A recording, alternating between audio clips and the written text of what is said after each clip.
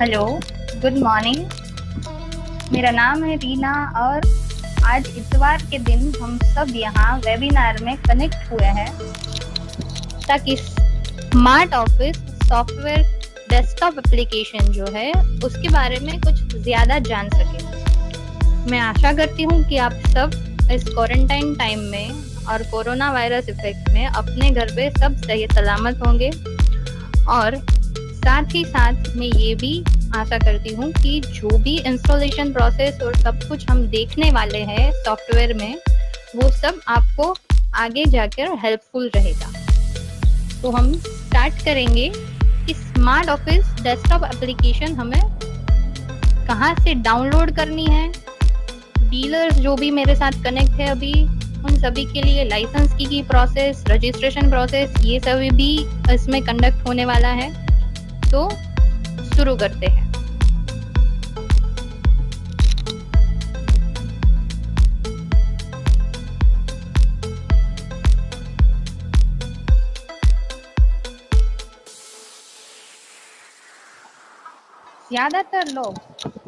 ज्यादातर लोग बायोमेक्स biometric machines जो भी स्मार्ट ऑफिस डेस्कटॉप सॉफ्टवेयर जो आपको फैसिलिटी देता है कि आप अपने बायोमेक्स बायोमेट्रिक डिवाइस को बहुत इजीली डेस्कटॉप सॉफ्टवेयर से साथ कनेक्ट भी कर सकते हो। अटेंडेंस सिस्टम इम्प्रूव भी होता है और अच्छी तरह से रिपोर्ट भी जनरेट कर सकते हो। स्मार्ट ऑफिस डेस्कटॉप एप्लीकेशन बहुत सारी फैसिलिटीज देता है जो आपके अटेंडेंस सिस्टम को बहुत इजी बना देता है। तो अभी स्टार्ट करते हैं हम कि हमें सॉफ्टवेयर का सेटअप कहाँ से मिल सकता है। सॉफ्टवेयर का सेटअप लेने के लिए हमें जाना है smartofficesuite.in जो हमारी साइट है वहां पे जाना है। प्रीवियसली जो मैं बात कर रही थी लाइसेंस की के रिगार्डिंग वो भी जो रजिस्ट्रेशन करना है वो भी आपको इसी साइट से करना है, लेकिन इसको हम लेटर ऑन देखेंगे। अभी हम डाउनलोड्स में जाएंगे। सॉफ्टवेयर का सेटअप आपको डाउनलोड्स में स्मार्ट ऑफिस डेस्कटॉप यही मिलेगा, यहाँ से ही आपको डाउनलोड करना है। डेस्कटॉप एप्लीकेशन है, इसके लिए आपको सिर्फ सेटअप ही डाउनलोड करना है और कुछ भी करने की जरूरत नहीं है। मेरे पास ऑलरेडी डाउनलोडेड सॉफ्टवेयर है। तो आगे बढ़ते हैं। वैसे आप चाहे तो सेटअप को डेस्कटॉप पे भी रख सकते हैं, लेकिन हमें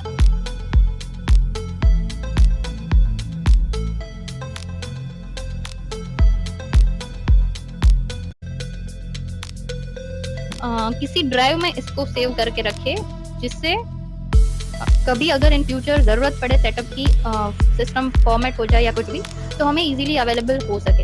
इसके लिए जनरली सेटअप रार फॉर्मेट में ही डाउनलोड होता है, तो इन्हें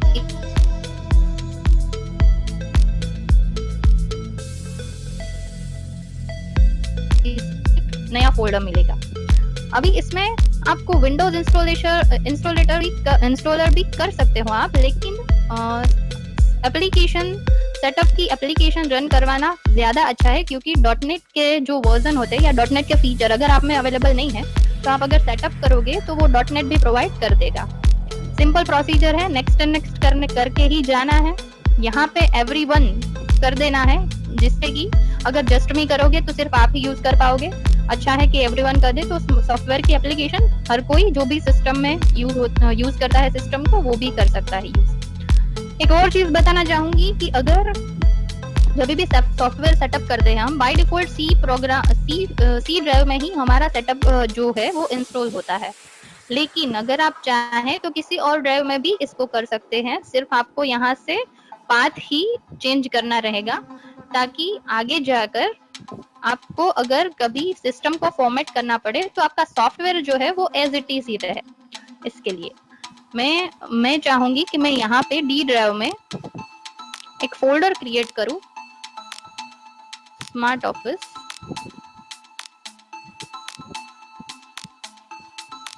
और इसके अंदर ही मेरा सेटअप इंस्टॉल हो जाए।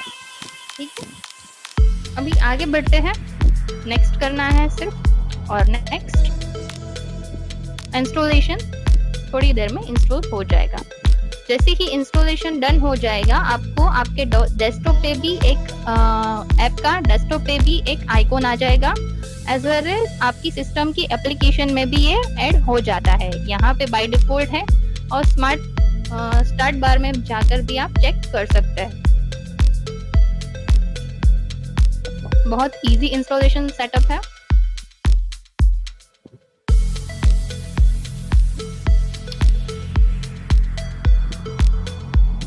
सॉफ्टवेयर जब भी सेटअप हो, ध्यान में रखने वाली चीज एक ये है कि हमें डेटाबेस को अटैच करना है। वैसे तो डेटाबेस इसका सेटअप के साथ ही आता है, लेकिन इसको अटैच करना ज्यादा जरूरी है। डेटाबेस के 2 या 3 टाइप्स भी है यहाँ पे। अगर आप SQL डेटाबेस यूज कर रहे हो तो आपको SQL सर्वर में जाकर वहाँ का डेटाबेस यहाँ कनेक्ट करना रहेगा। कि कोई और Oracle या कुछ और तो वो भी कर सकते हैं, लेकिन ज्यादातर SQL सर्वर या फिर MS Access is by default. ये बाय डिफॉल्ट डेटाबेस है जो सॉफ्टवेयर सेटअप के साथ ही आता है। हमें सिर्फ यहाँ से फाइल पाथ देना है। अब ये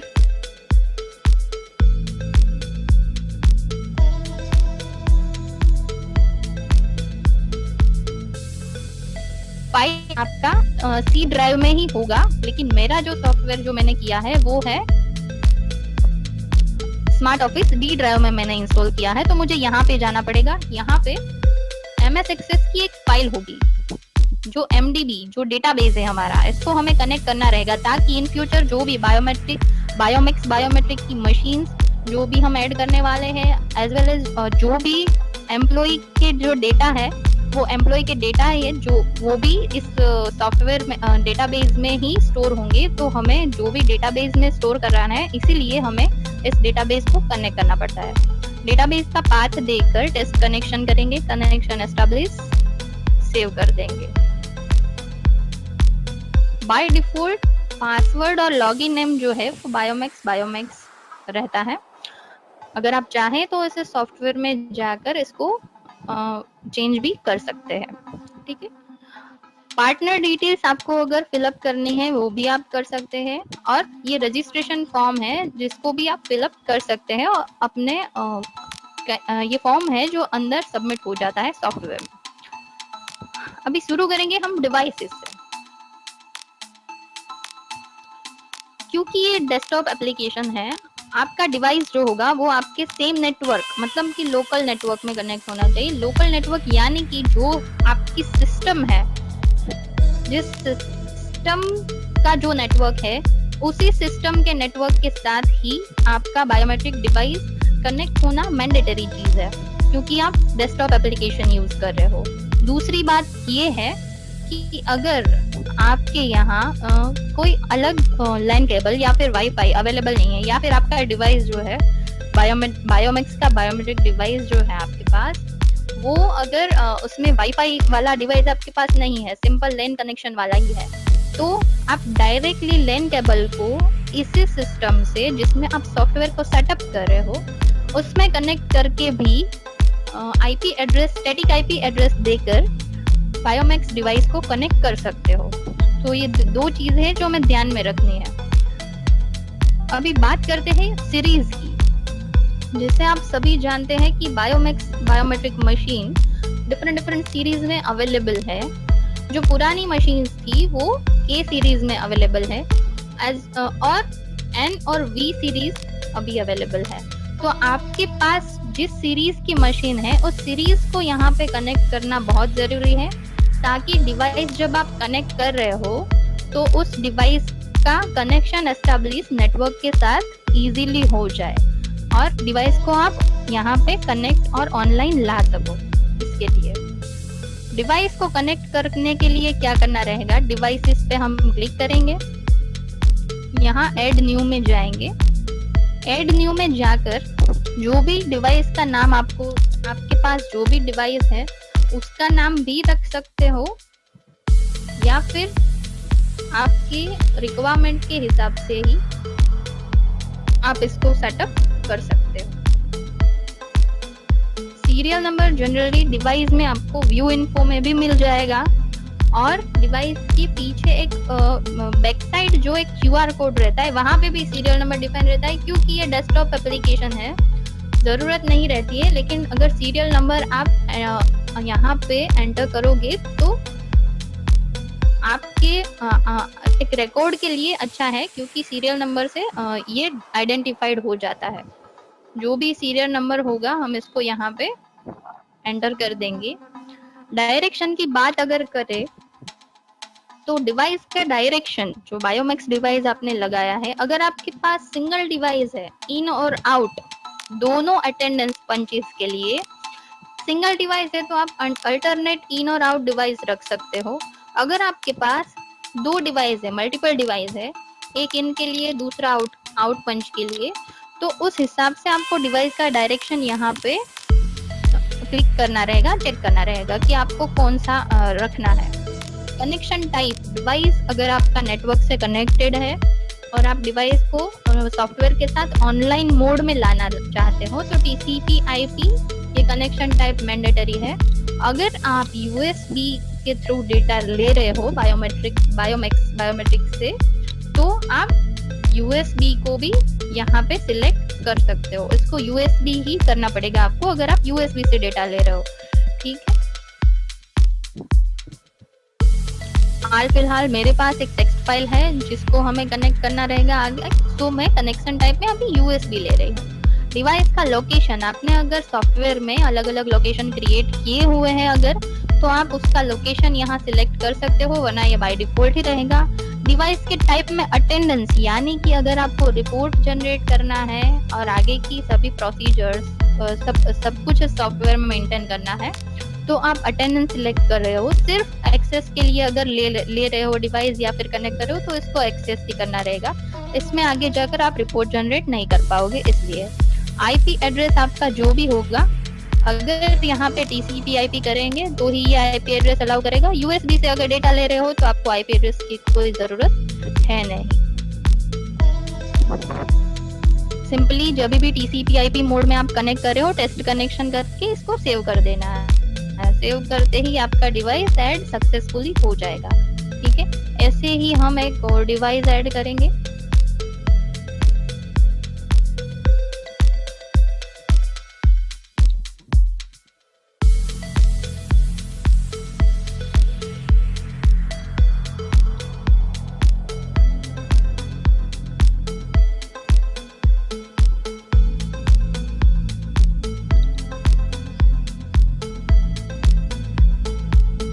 अभी ये तो हुई हमारे डिवाइस को कनेक्ट करने की बात। डिवाइस अगर आपका सॉफ्टवेयर में ऑनलाइन मोड पे है, सॉफ्टवेयर में नेटवर्क के साथ कनेक्ट है, तो सबसे पहली प्रोसीजर जो आप करोगे, डिवाइस में सब कुछ एनरोलमेंट आपका हो गया है यूजर्स का, और आपके पास यूजर्स के लॉग्स और सब कुछ डिवाइस में अभी अवेलेबल है, ठीक है। तो सबसे पहले जो आपको करना रहेगा, डिवाइस को सिलेक्ट करके यहाँ पे डाउनलोड यूजर्स टू DB करना रहेगा।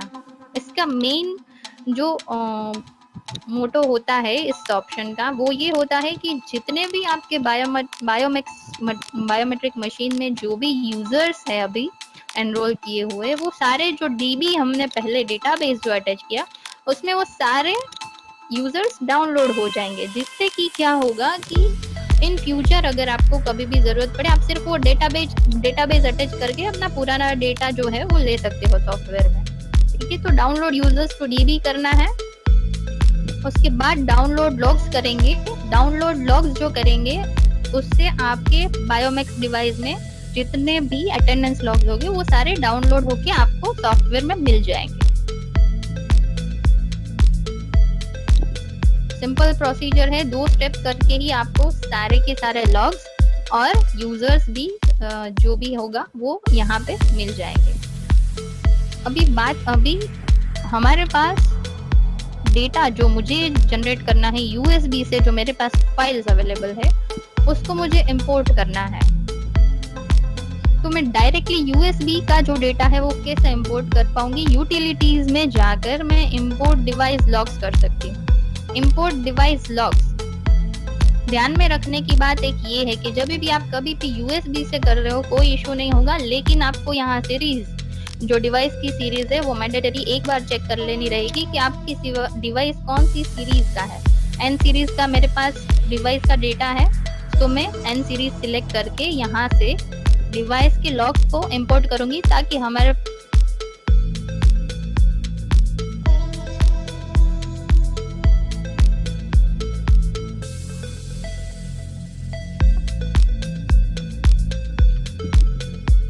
जब भी आप डिवाइस के लॉग्स को डाउनलोड कर रहे हो पेन ड्राइव में, वहां पे जब भी आप डाउनलोड करोगे आपको एक ऑप्शन दिखेगा जो पूछेगा कि आपको टेक्स्ट फाइल में डेटा चाहिए या एन्क्रिप्शन मोड में चाहिए। एन्क्रिप्शन मोड में हमें फाइल डाउनलोड नहीं करनी है, हमें टेक्स्ट फाइल में ही चाहिए। तो इसको स्पेसिफिक एस्केप करके, बायोमेट्रिक्स डिवाइस की बात कर रही हूँ मैं, वहां पे एस्केप करके आप उस जो भी डिवाइस लॉग्स की फाइल आप डाउनलोड कर रहे हो उसको टेक्स्ट में जनरेट कर सकते हो, क्योंकि टेक्स्ट फाइल ही यहाँ पे अटैच करनी है हमें। इसलिए इसको मैं सिलेक्ट कर लूंगी। मुझे ये बायोमैक्स 1 में ये डेटा चाहिए, इसलिए मैं यहाँ पे बायोमैक्स 1 में करूंगी। क्रिएट एम्प्लॉय करना नहीं भूलना है। क्रिएट एम्प्लॉय जैसे ही करेंगे हमारे पास लॉग्स तो अवेलेबल हो ही जाएंगे और इसके साथ साथ एम्प्लॉय भी क्रिएट हो जाएंगे। मेरे पास यहाँ पे टोटल 37 लॉग्स मेरे इंपोर्ट हो चुके हैं। अभी क्लोज करके एक बार हम डिवाइस लॉग्स में चेक कर लेंगे।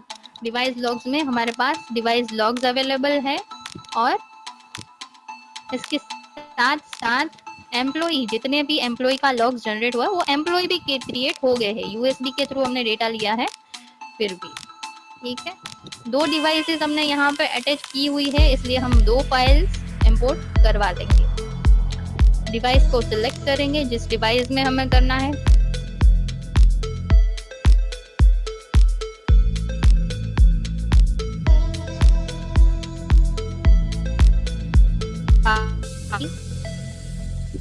ओपन एम्प्लॉय और इंपोर्ट।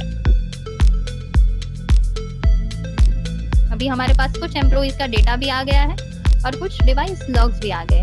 डिवाइस अगर आपका कनेक्टेड है तो सिंपली आपको सिर्फ डाउनलोड सिलेक्ट करके डाउनलोड ही करना है और कुछ करने की जरूरत नहीं होती, ठीक है। आगे जाते हैं, डिवाइस के रिलेटेड आप क्या क्या कर सकते हो यहाँ से। कभी आपको अगर बायोमैक्स डिवाइस के लॉग्स को, अगर आपका मशीन बहुत पहले से कनेक्ट है, लेकिन कभी ऐसा होता है कि हमें बहुत पहले से लॉग्स चाहिए, मतलब स्टार्टिंग से जब से हमने कनेक्ट किया है मशीन, हमें तब से लॉग्स करने हैं डाउनलोड, तो हमें यहाँ पे ये जो ऑप्शन है डाउनलोड लॉग्स फ्रॉम बिगिनिंग, इसको क्लिक करके हम डाउनलोड करेंगे लॉग्स को। तो ये सबसे पहले जो भी फर्स्ट लॉग होगा आपके बायोमैक्स डिवाइस में, वहां से शुरू करेगा डाउनलोडिंग लॉग्स का और आपको यहाँ पे अवेलेबल कर देगा। तो ये एक फैसिलिटी है।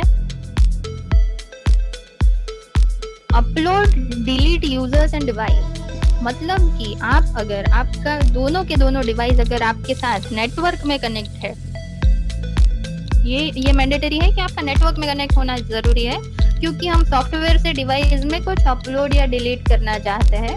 तो इसके लिए बायोमैक्स डिवाइस जो है वो नेटवर्क में आपके साथ कनेक्ट होना बहुत जरूरी है आपके सिस्टम के साथ। तो जिस भी डिवाइस में हमें यूजर को अपलोड करना है, तो उस डिवाइस को हम सेलेक्ट करेंगे। जिस यूजर को हमें अपलोड करना है उस यूजर को सिंपली यहाँ से क्लिक करके उसको सिलेक्ट कर लेंगे और अपलोड करेंगे।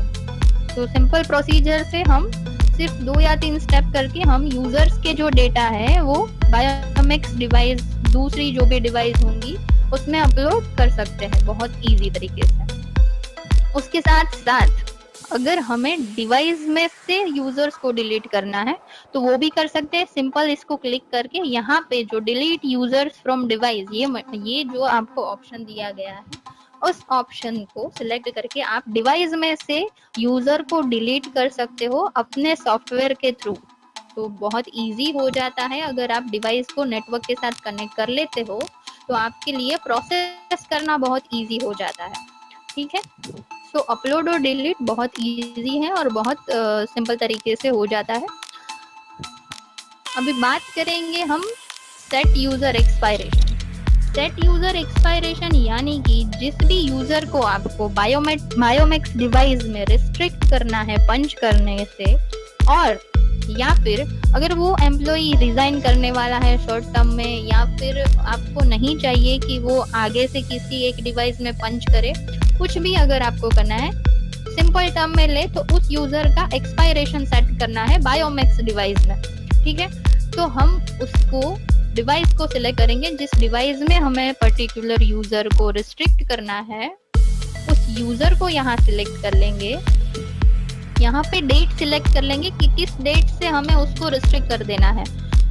तो कोई भी डेट, जिस भी डेट से आपको उसको नहीं करने देना है पंच बायोमेक्स डिवाइस में, यहाँ से सेट कर लेंगे और अपलोड कर देंगे। अपलोड करने के साथ ही जिस डेट को आपने यहाँ पे सिलेक्ट किया है, उस डेट के बाद पर्टिकुलर यूजर बायोमेक्स डिवाइस में पंच नहीं कर पाएगा। तो एक फैसिलिटी इसलिए अच्छी है कि अगर आपको पता है कि रिजाइन कोई भी एम्प्लॉय कभी करने वाला है, तो उसको पहले से ही आप यहाँ से सेट कर सकते हो। मल्टीपल यूजर्स को भी एक साथ आप सिलेक्ट करके अपलोड कर सकते हो उनका एक्सपायरेशन। तो आपके लिए प्रोसेस आसान हो जाती है अगर ये कर लो तो। आप टाइम जोन एक ऐसी चीज है कि आपको बायोमेक्स डिवाइस में पहले सेट करना पड़ेगा कि अगर आपको पर्टिकुलर टाइम जोन क्रिएट करना है कि जैसे सुबह अगर हमें 9 से 11 अपने बायोमेक्स मशीन में अटेंडेंस लगवानी है, आफ्टर 11 अगर नहीं लगवानी है, मतलब ये एक पर्टिकुलर टाइम जोन आप क्रिएट कर सकते हो बायोमेक्स डिवाइस में कि आप 9 से 11 का जो भी टाइम है उसके दरमियान सभी पंच कर सकते हैं। उस टाइम जोन को आपको यूजर को देना पड़ेगा, पर्टिकुलर यूजर्स को देना पड़ेगा कि इनका इतना ही टाइम जोन है, इसी टाइम जोन में ये पंच कर पाएंगे। तो वो टाइम जोन है वो भी आप वहां पे क्रिएट करके बायोमेक्स डिवाइस में यहाँ से यूजर्स को असाइन कर सकते हो, ताकि एक जो है वो प्रोसेस मेंटेन होगी आपकी अटेंडेंस की, और आप पर्टिकुलर टाइम जोन क्रिएट कर सकते हो। 6 पीरियड, आपको 6 पीरियड्स मिलते हैं अलग अलग टाइम जोन क्रिएट करने के पूरे दिन में। तो ये भी आप कर सकते हो और सॉफ्टवेयर के थ्रू यूजर्स को असाइन कर सकते हो इसमें। तो हमें, और यहाँ अगर हमने अलग अलग लोकेशन के डिवाइस को क्रिएट किया है, मतलब सिर्फ क्रिएट करने की बात है, डेस्कटॉप सॉफ्टवेयर है इसलिए हम उसको इस तरह से कनेक्ट अभी नहीं कर पाएंगे। लेकिन अगर लोकेशन हमने क्रिएट किया हो अलग अलग और डिफरेंशिएट करना है बायोमेक्स मशीन्स को कि पर्टिकुलर ये लोकेशन का ये है, दूसरे लोकेशन का ये है, तो इसको हम यहाँ से इस तरह से फिल्टर आउट भी कर सकते हैं लोकेशन अगर हमने क्रिएट किया है तो। ठीक है, तो डिवाइस के रिलेटेड जो भी बातचीत थी वो इतनी ही थी कि डिवाइस में आप क्या क्या कर सकते हैं। उसके साथ साथ यहाँ पे बायोमेक्स डिवाइस में अगर आपके एडमिन प्रिविलेज लगे हुए हैं, मतलब कि एडमिन क्रिएट किया हुआ है, तो एडमिन को अगर कभी आपका डिवाइस ऑनलाइन है, एडमिन जिसको भी आपने एडमिन राइट्स दिए हैं, यानी कि उस पर्टिकुलर एम्प्लॉय के अलावा कोई दूसरा एम्प्लॉय जो बायोमेक्स डिवाइस में मेनू ओपन नहीं कर पाएगा। एडमिन प्रिविलेज हम इसलिए देते हैं ताकि एक सिक्योरिटी मेंटेन रहे डिवाइस की, कि कोई और कुछ सेटिंग्स जो है वो चेंज ना कर सकते, ऑथोराइज जो पर्सन होता है वही कर सके। इसके लिए हम एडमिन क्रिएट करते हैं, राइट। अगर कभी पर्टिकुलर पर्सन जिसको हमने एडमिन दिया है, एडमिन बनाया है, वो अवेलेबल नहीं है और हमें कुछ चेंजेस करने हैं डिवाइस में, तो हम उसको क्लियर करना पड़ेगा एडमिन प्रिविलेज। अगर आपका डिवाइस सॉफ्टवेयर के साथ ऑनलाइन है, कनेक्ट है नेटवर्क में, तो इजीली यहाँ से सिर्फ एक क्लिक करके आप उसका एडमिन प्रिविलेज क्लियर कर सकते हो। उसके साथ साथ आप सेट सिस्टम डेट टाइम भी कर सकते हो यहीं से, मतलब कि आपके बायोमेट्रिक मशीन का टाइम और जो सिस्टम जहाँ पे आपने सॉफ्टवेयर रखा है, सॉफ्टवेयर जहाँ यूज कर रहे हो, उसका टाइम दोनों सिंक्रोनाइज हो जाएंगे। तो क्या होगा कि अटेंडेंस जो जनरेट हो रही है, लॉग्स जो जनरेट हो रहे हैं, वो आपको एक्यूरेट मिलेंगे और एक्यूरेटली रिपोर्ट भी आप जनरेट कर पाओगे। तो टाइम भी सेट कर लो तो ये बहुत अच्छा रहता है। उसके साथ क्लियर लॉग्स फ्रॉम डिवाइस, 3 चीजें हैं जो आप यहाँ से कर सकते हो बायोमेट्रिक डिवाइस में। क्लियर लॉग्स फ्रॉम डिवाइस यानी कि अगर आपको डिवाइस में से बायोमेक्स डिवाइस जो आपने लगाया हुआ है उसमें से लॉग्स को क्लियर कर देने हैं, कभी जरूरत पड़ती है कि हमें लॉग्स क्लियर करने पड़ते हैं, तो यहाँ से ही कर सकते हैं। अगर हमारा डिवाइस नेटवर्क में कनेक्ट है तो ही, तो यूएसबी के थ्रू कर रहे हैं तो वो चीजें करने की जरूरत भी नहीं होती और वो कर भी नहीं सकते। ठीक है। तो इसके साथ हमें डिवाइस को नेटवर्क में कनेक्ट करना बहुत ज्यादा जरूरी रहता है। तो इतनी फैसिलिटी हमें डिवाइस को मैनेज करने की सॉफ्टवेयर के थ्रू मिलती है। डिवाइस मैनेजमेंट बोल सकते हैं इसे आप, कि डिवाइस को मैनेज आप सॉफ्टवेयर के थ्रू ही कर सकते हैं। आपको बायोमेक्स डिवाइस में जाकर कुछ सेटिंग करने की जरूरत नहीं रहती है। अभी जो डिवाइस के लॉग्स जो जनरेट होते हैं, डाउनलोड होते हैं, वो हमें कहाँ मिलेंगे? तो वो यहाँ डिवाइस लॉग्स में मिलेंगे। यहाँ पे हम from to date filter out भी कर सकते हैं लॉग्स को, डिवाइस वाइज लॉग्स को भी फिल्टर आउट कर सकते हैं। अगर बायोमेक्स 1 करूँ तो बायोमेक्स 1 के कितने लॉग्स है वो मुझे यहाँ मिलेंगे। अगर बायोमेक्स 2 करूँ तो कौन से कितने लॉग्स है उस पर्टिकुलर डिवाइस के, वो फिल्टर आउट होंगे।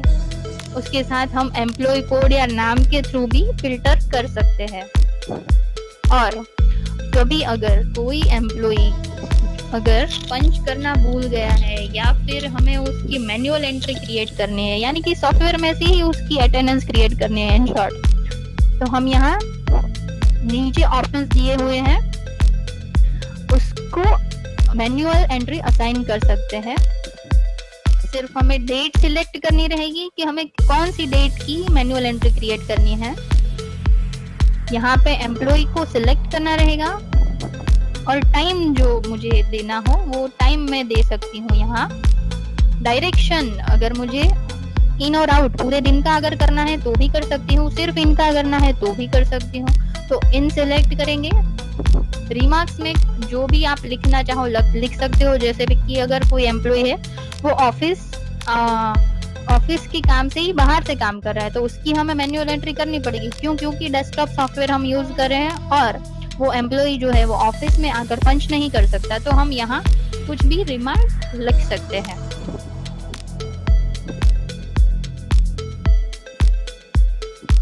और एम्प्लॉय को सिलेक्ट करके मैन्युअल एंट्री असाइन कर सकते हैं। तो इस तरह से हम इनकी एंट्री हमने कर दी। अभी पूरे दिन की अगर करनी हो, शाम को 6 बजे की आउट करके डेट सिलेक्ट करके एम्प्लॉय को सिलेक्ट करके मैन्युअल एंट्री असाइन कर सकते हैं। तो क्या होगा कि हमने सॉफ्टवेयर के थ्रू इस पर्टिकुलर एम्प्लॉय की यहाँ पे मैन्युअल एंट्री कर दी, उसको इन और आउट पूरे दिन के लिए प्रेजेंट कर दिया इन शॉर्ट।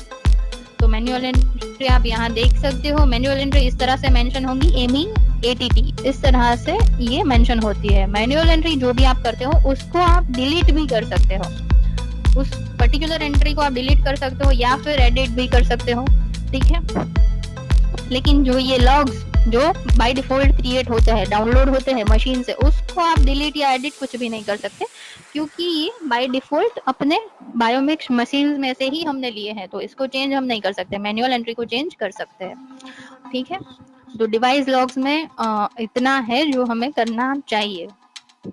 अभी डिवाइस के रिलेटेड बात खत्म हो गई। डिवाइस में हम क्या क्या कर सकते हैं, डिवाइस लॉग, ये सब कुछ हमने जान लिया। लेकिन इसके बाद हमें क्या करना पड़ता है?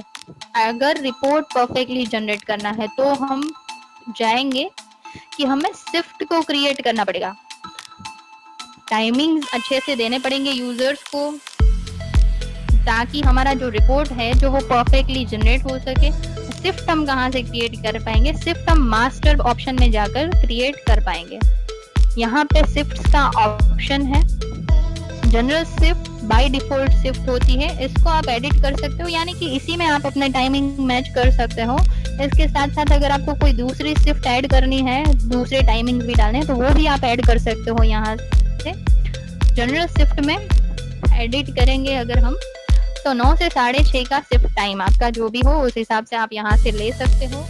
रेगुलर शिफ्ट टाइमिंग जो है, मतलब कि आपको पता है कि आपकी ऑफिस का पर्टिकुलर टाइम यही है और शिफ्ट का टाइम पर्टिकुलर आपको यही रखना है, तो मतलब हम रेगुलर शिफ्ट बना रहे हैं। कभी अगर ऐसा हो कि किसी ऑफिस या किसी ऑर्गेनाइजेशन में ऐसा रहता है कि उनका एम्प्लॉइज का पर्टिकुलर टाइम फिक्स नहीं होता है, 24 आवर्स या फिर 12 आवर्स, मतलब 12 घंटे दिन में टाइम रहता है कि 12 घंटे ऑफिस शुरू रहती है या फिर 24 घंटे 24 आवर्स शुरू रहती है, तो उसके लिए फ्लेक्सिबल शिफ्ट सजेस्ट कर सकते हैं हम। क्यों?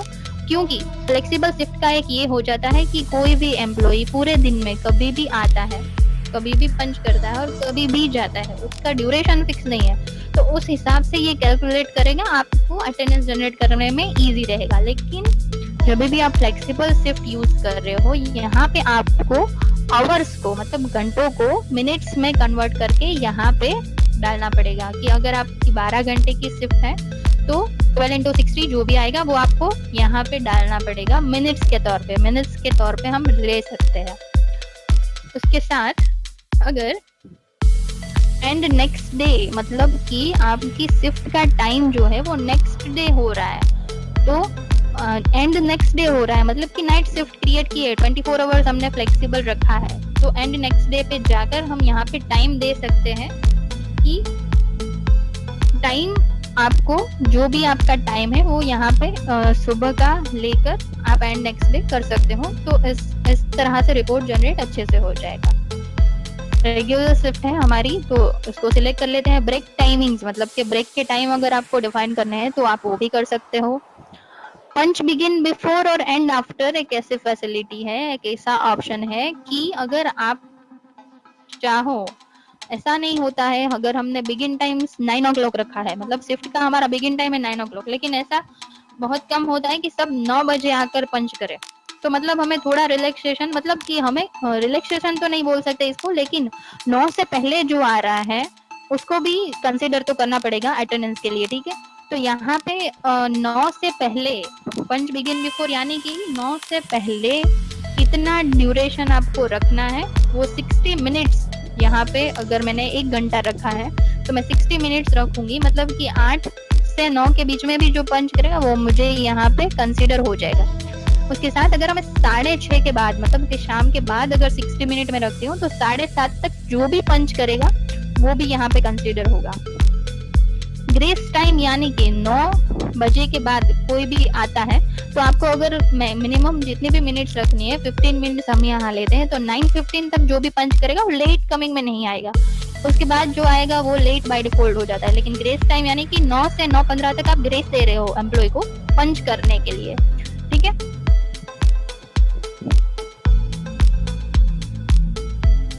हाफ डे के सेटिंग्स अगर आपको करने हैं, मतलब कि आपको इस तरह से सेट करना है कि पर्टिकुलर एम्प्लॉय जो है ऑफिस आफ्टर कुछ टाइम के बाद, मतलब कि जैसे यहाँ पे 11 बजे बाय डिफॉल्ट लगाए हुए कि 11 के बाद अगर कोई पंच करता है तो उसका ऑटोमेटिकली हाफ डे हो जाएगा, तो उस तरह से भी आप सेट कर सकते हो।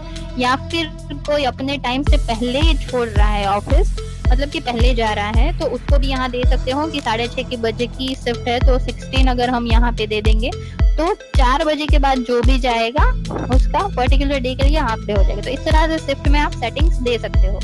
शिफ्ट को क्रिएट करने की बेसिक सेटिंग्स है जो आपको करने चाहिए, तो इसके अटेंडेंस अच्छे से जनरेट हो जाएगी। शिफ्ट के बाद हम जो देखेंगे वो है कैटेगरी सेटिंग्स। कैटेगरी सेटिंग्स में ऐड भी कर सकते हो अलग अलग कैटेगरी, डिफॉल्ट कैटेगरी तो होती ही है। कैटेगरी सेटिंग्स में ऑप्शंस आपको अवेलेबल मिलेंगे जो है वीक ऑफ के सेटिंग्स, उसके साथ ओवर टाइम अगर आप एम्प्लॉइज को दे रहे हो तो वो ओवर टाइम के सेटिंग्स, वो सारे सेटिंग्स जो आपको करने रहेंगे वो आपको कैटेगरी में करने रहेंगे। नाम आपको अपनी तरह से सेट करना है, आप कर सकते हो कैटेगरी का। ओवर टाइम अगर आप नहीं एप्लीकेबल है तो वो सिलेक्ट करो, एप्लीकेबल है तो 4 ऑप्शन यहाँ पे रेगुलर शिफ्ट के लिए अवेलेबल है कि आपको कैलकुलेट कैसे करना है ओवर टाइम, तो उसके ऑप्शंस यहाँ से सिलेक्ट करके आप ले सकते हो।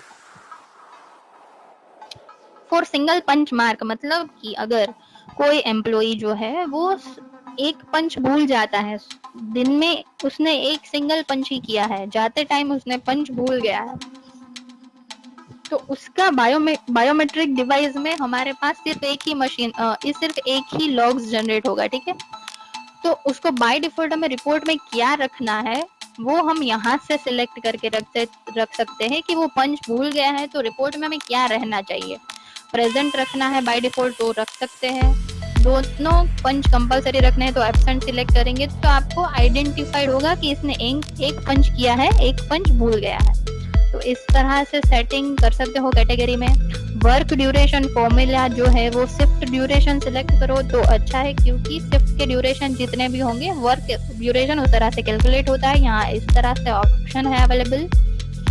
टोटल ड्यूरेशन का जो फॉर्मूला है, मतलब कि आपको वर्किंग जो अवर्स है 9 से 6:30 है, वो हमारे वर्किंग अवर्स है, ठीक है।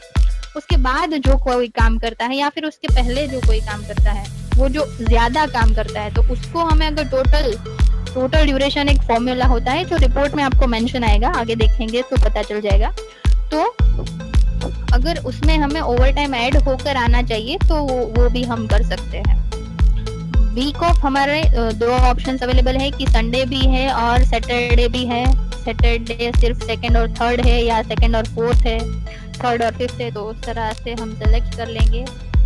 हाफ डे का सेटिंग्स यहाँ पे दिया हुआ है कि मिनट्स में आप यहाँ पे सेट कर सकते हो कि भाई 240 मिनट से कम जो काम करेगा वो उसका हाफ डे हो जाएगा। 120 मिनट से जो कम काम करेगा उसका एब्सेंस हो जाना चाहिए। तो ये ऑटोमेटिक आपको प्रोसीजर करके देगा कि आपको सिर्फ सेटिंग करना है, उसके बाद जो भी कैलकुलेशन होगा अपने आप हो जाएगा। तो इस तरह से आप अपडेट कर सकते हो, ठीक है।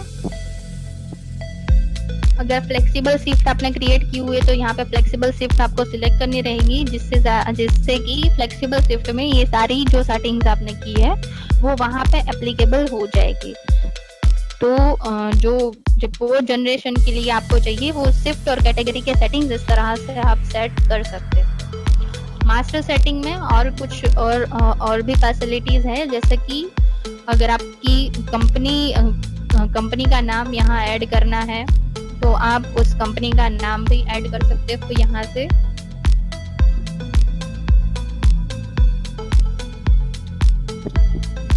इंफॉर्मेशन डाल सकते हो अपने हिसाब से और अपडेट कर सकते हो।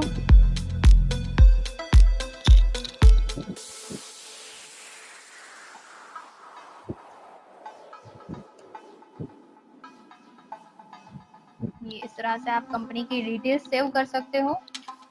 क्योंकि हमने डिफॉल्ट कंपनी में ये चेंज किया है, तो मतलब कि हमारे जो भी एम्प्लॉय यहाँ पर क्रिएट किए हुए हैं उनकी कंपनी जो है बाय डिफॉल्ट बायोमेक्स हो जाएगी, ठीक है।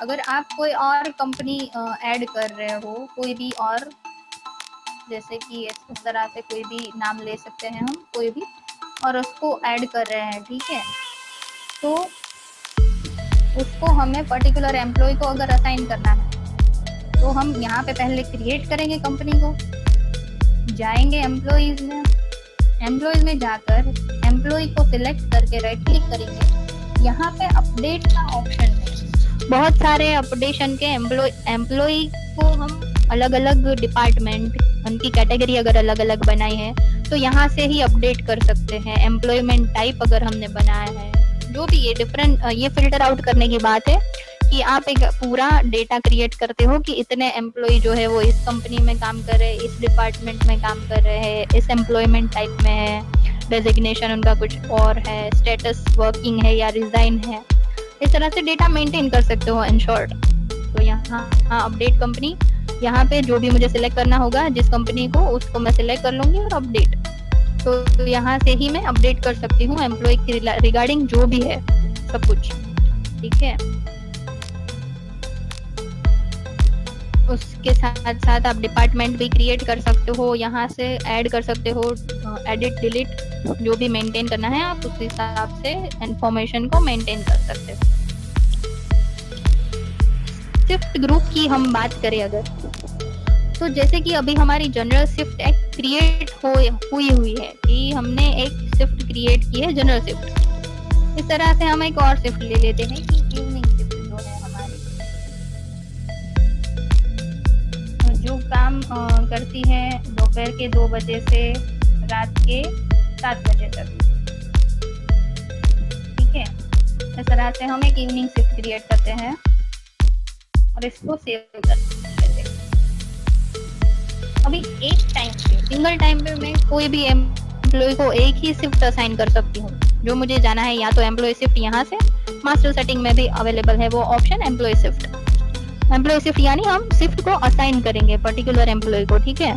तो एक टाइम पे मैं एक ही शिफ्ट असाइन कर पाऊंगी कोई भी, जैसे कि फर्स्ट नंबर को मुझे देना है जनरल शिफ्ट, तो ये जनरल शिफ्ट में दे दूंगी, असाइन कर दूंगी उसको, ठीक है। तो पर्टिकुलर एक एम्प्लॉय को एक शिफ्ट में असाइन कर सकती हूँ अभी के हिसाब से। लेकिन ऐसा हुआ अगर कि ये फर्स्ट नंबर का जो एम्प्लॉय है अभी जनरल शिफ्ट में आ रहा है, 10 दिनों के बाद वो इवनिंग शिफ्ट में आएगा, तो क्या होगा कि वैसे तो सॉफ्टवेयर की फंक्शनैलिटीज इस तरह से है कि डिवाइस में जिस तरह से जिस ड्यूरेशन में एम्प्लॉय पंच करते हैं और वो पंच जो अटेंडेंस डाउनलोड होती है उनके टाइम के ड्यूरेशन के हिसाब से रिपोर्ट में ऑटोमेटिकली शिफ्ट अपने आप असाइन हो ही जाती है, वैसे तो ऐसे ही होता है। लेकिन कभी अगर हमें अपने डेटा के लिए कि भाई ये इस दिन कौन सी शिफ्ट में आया, दूसरे दिन कौन सी शिफ्ट में आया, या 8 दिनों के बाद कौन से शिफ्ट में आया, इस तरह से हमें अपना डेटा मेंटेन करना है एम्प्लॉयज का, तो हमें शिफ्ट असाइन कर देनी अच्छी रहती है, ताकि हमारे पास एक मेंटेन रहे कि ये इसी शिफ्ट में आते हैं इस तरह से। लेकिन पर्टिकुलर एक शिफ्ट एक बार में हम असाइन करेंगे। अगर शिफ्ट ग्रुप हम क्रिएट करके रखें, शिफ्ट का जो ग्रुप है उसको हम क्रिएट करके रखें, तो यहाँ पे कोई भी नाम का शिफ्ट ग्रुप आप क्रिएट कर सकते हो अपने हिसाब से। और अगर मैं ये दोनों शिफ्ट एक साथ सिलेक्ट कर लूँ, ठीक है, जितनी भी शिफ्ट मैंने क्रिएट की हुई होगी वो मुझे यहाँ अवेलेबल हो जाएंगी, तो दोनों शिफ्ट एक साथ क्रिएट कर लूँ, यहाँ पे सिलेक्ट कर लूँ, मतलब क्या हुआ कि इस शिफ्ट ग्रुप में अभी 2 शिफ्ट ऐड हो चुकी है। तो मुझे क्या करना है, एम्प्लॉय में जाना है, एम्प्लॉय की डिटेल को एडिट करना है। यहाँ पे एक ऑप्शन है जो है शिफ्ट ग्रुप, जो मैंने सिलेक्ट किया है, ये 1 2 3, ठीक है। इसको अपडेट अगर मैं कर लेती हूँ, तो इसको अपडेट करने के बाद क्या होगा कि मुझे पूरे मंथ में ये दोनों शिफ्ट में ये एम्प्लॉय आएगा, तो मेरा डेटा इस तरह से मैनेज होगा कि पूरे मंथ में ये पूरे शिफ्ट ग्रुप में दोनों शिफ्ट में से जब जब आया होगा वो उस हिसाब से उसका डेटा मैनेज हो जाएगा, उस हिसाब से उनको शिफ्ट असाइन हो जाएंगी। दोनों शिफ्ट मैंने एक साथ असाइन की, लेकिन शिफ्ट ग्रुप को बनाकर। तो इस तरह से मैं मल्टीपल शिफ्ट में, यानी कि 2 शिफ्ट 3 शिफ्ट जितनी भी मैंने बनाई है वो एक एम्प्लॉय को असाइन कर सकती हूँ। ये असाइन करने की बात है, ठीक है। तो शिफ्ट ग्रुप हम इसलिए क्रिएट करते हैं ताकि हम ज्यादातर शिफ्ट जो है वो उसमें ऐड करके उस शिफ्ट ग्रुप को ही एम्प्लॉय को असाइन कर दे, ठीक है। अभी कुछ ऑप्शंस हैं जो ये, जैसे कि बेसिक जो भी ऑप्शंस आपको अच्छे लगते हैं वो आपको अवेलेबल बाय डिफॉल्ट हो जाते हैं। कुछ ऑप्शंस जो है वो आपको इनेबल करने पड़ते हैं यहाँ सॉफ्टवेयर में ऑप्शन सेटिंग्स में जाकर। जैसे जैसे आपकी रिक्वायरमेंट बढ़ेगी या जैसे जैसे आपको कुछ अलग अलग चीजें चाहिए, तो यहाँ मास्टर सेटिंग में जाकर आपको इनेबल करना रहेगा कि ये मुझे चाहिए। जैसे कि एक ऑप्शन यहाँ पे है कि मल्टी शिफ्ट, आगे बताऊंगी मल्टी शिफ्ट क्या होता है, ठीक है। ये मुझे अभी चाहिए तो मैं इसको सिलेक्ट करूंगी। शिफ्ट रोस्टर मुझे चाहिए तो मैं इसको सिलेक्ट करूंगी। इसके साथ साथ आपको बहुत सारे ऑप्शंस हैं जो अवेलेबल रहते हैं। मैं जो समझाना चाहती हूँ वो ऑप्शंस ले लेती हूँ तो आपको मैं समझा सकती हूँ, ठीक है। इतने सारे ऑप्शंस यहाँ अवेलेबल है, ये सारे आप सिलेक्ट करके फैसिलिटी बढ़ा सकते हो सॉफ्टवेयर की, ठीक है।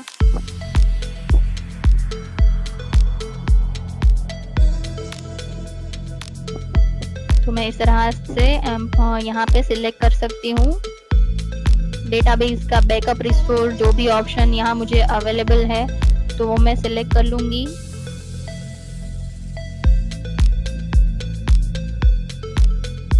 रिपोर्ट्स बहुत ज्यादा ऑप्शंस रिपोर्ट के अवेलेबल है। बेसिक तो आपको डिफॉल्ट मिल जाते हैं, बाकी के आपको यहाँ से करने पड़ते हैं। तो ये सारे सिलेक्ट कर लेंगे हम जो भी हमें चाहिए, ठीक है, और सेव कर लेना है। तो क्या होगा, मेरे ऑप्शंस बढ़ जाएंगे। अभी मास्टर सेटिंग में हम देखेंगे तो कुछ ऑप्शंस जो है वो ऐड हो गए हैं, नहीं हुए हैं अगर तो एक बार सॉफ्टवेयर को लॉग ऑफ करके फिर से लॉग इन कर लेना है।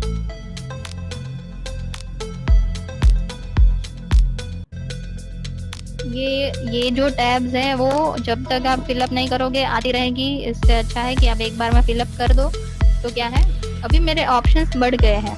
कुछ ऑप्शंस जो मुझे समझाने हैं, कुछ ऑप्शंस जो आपको दिखाने हैं, वो मैंने सिलेक्ट किए वहां से, तो यहाँ पे आ गए, पहले नहीं आ रहे थे। ठीक है, तो इस तरह से मास्टर ऑप्शन में जाकर आप अपनी रिक्वायरमेंट के हिसाब से वहां से ऑप्शंस उठा सकते हो।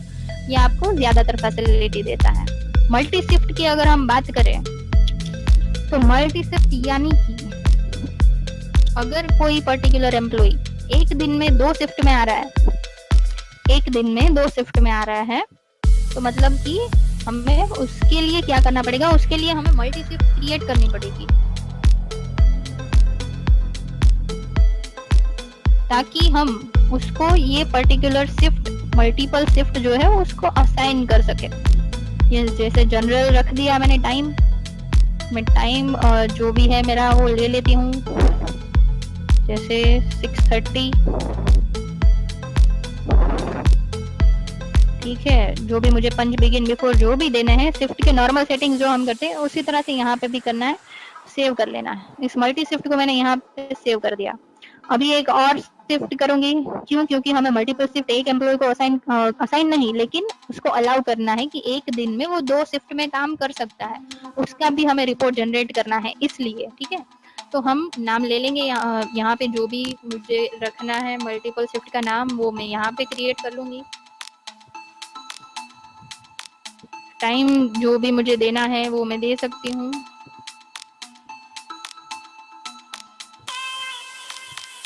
और सेव कर लूंगी। ठीक है, अभी मल्टीपल शिफ्ट मैंने क्रिएट तो कर ली। एम्प्लॉय को अलाउ करना है, एम्प्लॉय में जाएंगे। ठीक है, एम्प्लॉय को यहाँ एडिट करेंगे। एडिट में क्या करेंगे, शिफ्ट का टाइप जो है multiple shift in a day, इसको सिलेक्ट कर लेंगे और अपडेट कर देंगे। इससे क्या किया हमने कि फर्स्ट नंबर का जो एम्प्लॉय है उसको हमने एक दिन में 2 शिफ्ट में काम करने के लिए अलाउड कर दिया। तो हमारे पास उसको अगर पूरे दिन में वो 2 शिफ्ट में काम करेगा तो हमारे पास उसका डेटा जनरेट आसानी से हो जाएगा। मल्टीपल शिफ्ट का एक ये है कि इसका रिपोर्ट जो है वो डेली बेसिस पे जनरेट होता है, मतलब डेली का डेली ही आपको लेना पड़ेगा और रिपोर्ट भी यहीं से होता है उसका जनरेट। ठीक है, कि मल्टी शिफ्ट तो हो गया। अभी अगर हमें असाइन तो करनी पड़ेगी इसको, तो यहाँ पे हम जाएंगे असाइन एम्प्लॉय मल्टी शिफ्ट। जिस एम्प्लॉय को आपने एडिट किया होगा, अलाउ किया होगा, वही एम्प्लॉय यहाँ पे दिखेगा, दूसरे कोई एम्प्लॉयज नहीं दिखेंगे। एम्प्लॉय को सिलेक्ट कर लेना है। टोटल 8 शिफ्ट आपको 8 शिफ्ट आपको अलाउ कर रहा है ये सिलेक्ट करने के लिए। यहाँ पे मैं 2 शिफ्ट जैसे के कर लेती हूँ, जो मैंने क्रिएट की है उसको असाइन कर देती हूँ। यहाँ पे फ्रॉम से ड्यू ड्यूरेशन, यानी कि सपोज मुझे 1 अप्रैल से 12 अप्रैल तक इसको इस ड्यूरेशन में मल्टीपल शिफ्ट में काम करवाना है, मैं यहाँ पे असाइन कर लूंगी। तो क्या हुआ, इस एम्प्लॉय का जनरल शिफ्ट और इवनिंग शिफ्ट दोनों में अगर ये काम करेगा तो इस हिसाब से इसका रिपोर्ट में जनरेट कर पाऊंगी। ठीक है, अभी अगर सपोज मैं यहाँ पे जाऊं तो मैंने इसको 11 से 6 बजे तक का टाइम एम्प्लॉय को मैनुअल एंट्री तो असाइन की है। ठीक है, अभी यहाँ अगर मैं ले लूं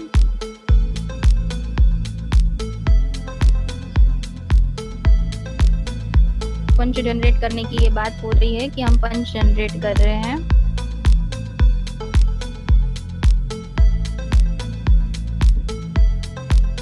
ठीक है, अगर पर्टिकुलर फर्स्ट एम्प्लॉय, मतलब फर्स्ट को हमने मल्टीपल शिफ्ट में असाइन किया है, तो इसका रिपोर्ट हम यहाँ से निकाल ही नहीं पाएंगे क्योंकि हमने मल्टीपल शिफ्ट में उसको असाइन कर दिया है। मस्ट मल्टीपल शिफ्ट काम कर रहा है वो पूरे दिन में, तो जिसका रिपोर्ट हमें सिर्फ यहीं से मिलेगा।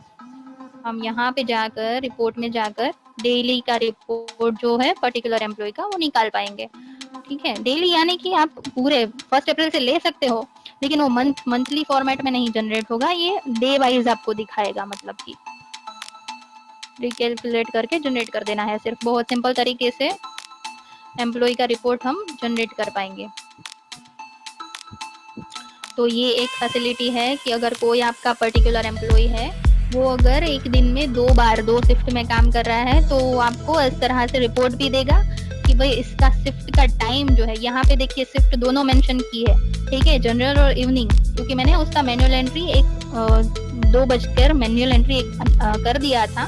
तो मतलब क्या हो गया कि इस पर्टिकुलर दिन 12 अप्रैल ये जनरल शिफ्ट में भी काम कर रहा है और इवनिंग शिफ्ट में भी काम कर रहा है, ठीक है। तो मल्टीपल शिफ्ट अच्छी फंक्शनलिटी है सॉफ्टवेयर की, कि अगर कोई आपका एम्प्लॉय है वो पूरे दिन में 24 आवर्स में 4 शिफ्ट में काम कर रहा है, 2 शिफ्ट में, तो उसका आप अटेंडेंस रिकॉर्ड जनरेट कर सकते हो मल्टी शिफ्ट बनाकर, ठीक है। तो ये एक अच्छा ऑप्शन है जो आपको हेल्पफुल रहता है। अभी हम बात करेंगे शिफ्ट रोस्टर की। शिफ्ट रोस्टर यानी कि क्या है? शिफ्ट रोस्टर एक ऐसी फैसिलिटी है आपको जो प्रोवाइड होती है सॉफ्टवेयर में, कि अगर आपके एम्प्लॉइज की शिफ्ट रोटेट हो रही है, रोटेट यानी कि मंडे को वो किसी और शिफ्ट में आ रहा है, ट्यूसडे को दूसरी, वेडनेसडे को तीसरी, अगर रोटेशनल है, और यही रोटेशनल जो है वीकली बेस पे है, मतलब कि मंडे से संडे हमने यहाँ फिक्स कर दिया, फिर वापस मंडे से सेम शेड्यूल, यहाँ जैसे वीकली हमने किया है, तो ये मंडे इवनिंग को आता है, मतलब मंडे को इवनिंग की शिफ्ट है, फिर ट्यूसडे को जनरल शिफ्ट है, वेडनेसडे को कोई और शिफ्ट है। तो ये जो रोटेशनल है उसका वीकली बेस पे होता है।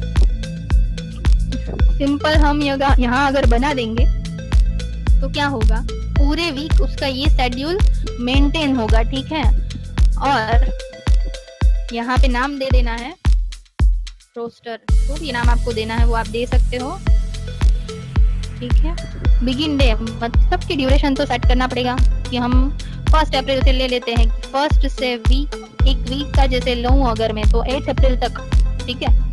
तो ये 8 अप्रैल तक ये क्या होगा कि इस ड्यूरेशन तक ये जो रोस्टर है वो काम करेगा। पूरे अप्रैल को ले लूं अगर, तो पूरे अप्रैल में ये काम करेगा ये रोस्टर, अगर वीकली बेस पे, मतलब कि मंडे से संडे, वापस मंडे से शुरू। तो ये हमने एक रोस्टर क्रिएट कर लिया है, ठीक है, कि ये इस तरह से रोटेट होता रहता है भाई। तो हमें क्या रहता है कि पूरे वीक में जाकर इसको ये असाइन नहीं करना पड़ता है, ऑटोमेटिकली सॉफ्टवेयर अपने हिसाब से असाइन कर लेगा, उसका रिपोर्ट अच्छे से क्रिएट करेगा, और आपको क्या है कि ज्यादातर एडिट नहीं करना पड़ता। शिफ्ट को असाइन करने की ये जो बहुत लेंथी प्रोसेस रहती है वो करनी नहीं पड़ती। यहाँ पे एक बार सेट कर लोगे, सेव कर लोगे, ठीक है। तो सेव करने के बाद जाएंगे एम्प्लॉइज में, क्योंकि हम एम्प्लॉइज के लिए ही काम कर रहे हैं, ये सारा जो भी सेटिंग्स करना है, तो एम्प्लॉय को पहले असाइन करना पड़ेगा। तो एम्प्लॉय को जाकर यहाँ पे शिफ्ट रोस्टर जो हमने क्रिएट किया है उसको सिलेक्ट करके अपडेट कर देना है। तो क्या हुआ कि इस पर्टिकुलर एम्प्लॉय के लिए हमने एक रोस्टर क्रिएट किया है कि मंडे से संडे पर्टिकुलर जो हमने दिया है उसी शिफ्ट में काम करेगा, और फिर से मंडे से वो स्टार्ट हो जाएगा।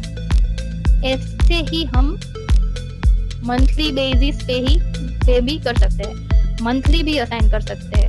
1 अप्रैल को अगर तो सिलेक्ट कर लेना है शिफ्ट को यहाँ से इस तरह से, ठीक है, और ओके कर देना है। फिर सेकंड को अगर कुछ और है तो यहाँ सिलेक्ट कर लेंगे, ओके। तो मंथली और वीकली शिफ्ट रोस्टर हम क्रिएट कर सकते हैं, ताकि हमें बारी बारी डे बाय डे या वीक बाय वीक जाकर असाइन करना ना पड़े। एक पर्टिकुलर हमारा जो फिक्स है कि यही शिफ्ट में काम करेगा, यहाँ पे दे देंगे, अच्छे से हो जाएगा मैनेज, ठीक है।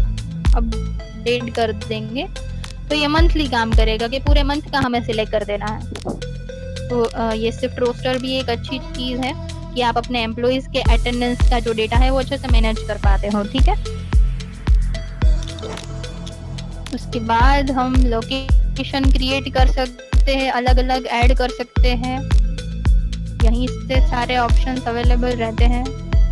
पब्लिक हॉलीडे यानी कि आपका जो हॉलीडे लिस्ट है आपके पास अगर मैनेज है, एक्सेल सीट में है, या फिर यहाँ पे आप ऐड करना चाहो तो अच्छे से यहाँ ही ऐड कर पाओगे। जो भी हॉलीडे पब्लिक हॉलीडे आता है तो क्या रहेगा कि आपको आसानी रहेगी कि कब कब हॉलीडे था, कब वीक ऑफ था, ये सारा रिपोर्ट में मेंशन हो जाता है। अगर हॉलीडे क्रिएट करोगे तो रिपोर्ट में हॉलीडे ही आएगा पर्टिकुलर डे, ठीक है।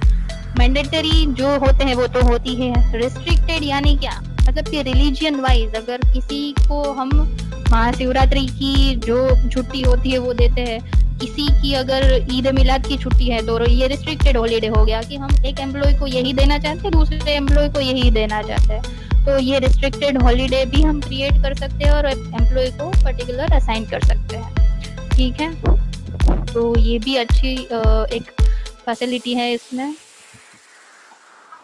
एम्प्लॉयमेंट मास्टर में क्या है, employment type, grade, team and designation, मतलब कि पर्टिकुलर एम्प्लॉइज का आप क्रिएट कर सकते हो, एम्प्लॉयमेंट टाइप के हिसाब से उसको अपडेट कर सकते हो, उसकी इंफॉर्मेशन स्टोर कर सकते हो कि इसका ग्रेड ये है या फिर ये यही टीम में काम करता है, या फिर इसका डेजिग्नेशन यही है कि एचआर मैनेजर है या टेक्निकल लीड है, जो भी आपको चाहे तो वो उस तरह से आप डिफाइन करके फिल्टर आउट कर सकते हो, एम्प्लॉय को अपडेट कर सकते हो। Employee outdoor entry, outdoor entry यानी कि अगर कोई बाहर से काम कर रहा है, जैसा मैंने पहले बताया था वो मैनुअल एंट्री थी कि आप मैनुअल एंट्री कर रहे हो। आउटडोर एंट्री यानी क्या, ये अलग से इसे डिफाइन होगी कि अगर कोई बाहर से काम कर रहा है तो ये डेस्कटॉप सॉफ्टवेयर है, तो डेस्कटॉप सॉफ्टवेयर में हमें बाहर से जो काम कर रहे हैं उसको यहाँ से असाइन करना पड़ेगा, तो उसके पंचेस हम यहाँ से असाइन करेंगे कि, और इसको अप्रूव भी करना पड़ेंगे क्योंकि ये बाहर से काम कर रहे हैं तो इनका जो पंच है वो बायोमेट्रिक मशीन में नहीं आया है। ठीक है, तो मशीन में अगर नहीं आया है तो इसको हम यहाँ से करके अप्रूव कर देंगे कि उनकी आउटडोर जो एंट्री है वो असाइन हो गई, अप्रूव भी हो गई, जो भी डेट है वो लेकर बिगिन टाइम एंड टाइम जो भी डालना है आपको इज अप्रूव करके उसको असाइन कर देना है, तो उसकी उस पर्टिकुलर डे की आउटडोर एंट्री अप्रूव हो गई, जिसके हिसाब से पर्टिकुलर एम्प्लॉय जो है उसका रिपोर्ट जनरेट हो सकता है आसानी से अगर आउटडोर काम कर रहा है वो, तो ठीक है। अटेंडेंस रजिस्टर में आपको दिखेगा कितने एब्सेंट है, प्रेजेंट है, कौन से दिन कौन कौन एम्प्लॉइज है जो प्रेजेंट है, उस तरह से यहाँ पे एक पूरा क्रिएट होता है। हमारे पास इतना ज्यादा अभी डेटा नहीं है इसलिए यहाँ दिखा नहीं रहा, लेकिन पूरा मंथ का जो है वो यहाँ पे दिखाएगा आप। इसके साथ साथ यहाँ पे शिफ्ट रजिस्टर है, शिफ्ट रजिस्टर में एम्प्लॉइज जो है वो कौन सी शिफ्ट में कब काम कर रहे हैं वो यहाँ पे दिखेगा, पूरा मंथ का दिखेगा। आप आसानी से यहाँ से ही देख सकते हो कि इसने पूरे मंथ में कौन सी शिफ्ट में कौन से शिफ्ट में कौन से डे काम कर रहा था, तो सैटरडे संडे वीक ऑफ था नहीं था, जो भी सब कुछ यहीं पे मेंशन होगा आपको। ठीक है, अभी बात हम करेंगे डेस्कटॉप सॉफ्टवेयर में भी आपको मेल सेटिंग्स की फैसिलिटी जो है वो भी अवेलेबल है, एसएमएस सेटिंग्स जो रहते हैं वो भी अवेलेबल है, और मेमो सेटिंग्स है वो भी अवेलेबल है। सबसे पहले लेते हैं मेल सेटिंग्स। मेल सेटिंग्स में क्या रहता है, मेल सेटिंग्स में आपको पहले तो एक चीज है जो बताना चाहूंगी, वो है एम्प्लॉइज को उनका रिपोर्टिंग मैनेजर असाइन करना।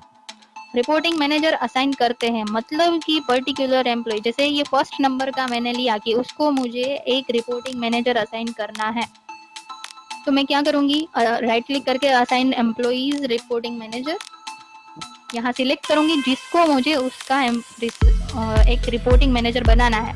555 जो कोड है मैंने उसको सिलेक्ट कर लिया, असाइन कर लिया। असाइन करते ही मतलब कि वो 555 जो एम्प्लॉय है वो इस एम्प्लॉय का रिपोर्टिंग मैनेजर बन गया। वो मैं देख कहाँ सकती हूँ, एम्प्लॉय में जाकर अदर डिटेल्स में भी आपको बहुत कुछ फिलअप कर सकते हैं आप, एम्प्लॉयज की पूरा डेटा एक बना सकते हैं अच्छे से। रिपोर्टिंग मैनेजर यहाँ पे दिखेंगे कि उसका पर्टिकुलर रिपोर्टिंग मैनेजर है कौन। ठीक है, मेल सेटिंग कभी भी करें अगर, और सिर्फ ऐसे ही डेटा मैनेज करने के लिए रिपोर्टिंग मैनेजर करना जरूरी है। ठीक है, और क्या करेंगे हम, यहाँ पर मेल आईडी जो है वो मेल आईडी डालना मैंडेटरी है। ठीक है, वो मेल आईडी डालेंगे तो ही जाएगा पर्टिकुलर इस पर्सन को। ठीक है, तो यहाँ पे अगर जिसको भी मुझे भेजना है पर्टिकुलर एम्प्लॉय का मेल कि ये एम्प्लॉय कब ऑफिस आया, कब गया, कब इसका हॉलीडे है, कब लीव है, ये सारी जो भी चीजें मेल में भेजनी है यहाँ पे मेल आईडी मेंशन करना पड़ेगा।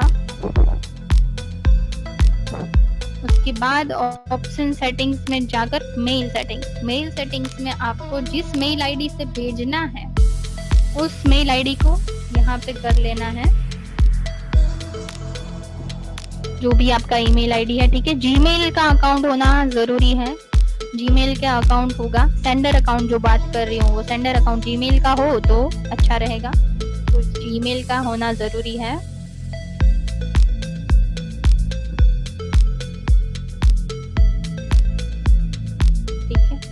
यहाँ पे SMTP सर्वर का नाम, SMTP एक प्रोटोकॉल है जो मेल्स के लिए काम करता है, मेल सिस्टम के लिए, ठीक है। तो उसको सर्वर नेम उसका जो बाय डिफॉल्ट यहाँ रहेगा वही रहेगा। पोर्ट देना है 465 दे सकते हो, 587 दे सकते हो, 25।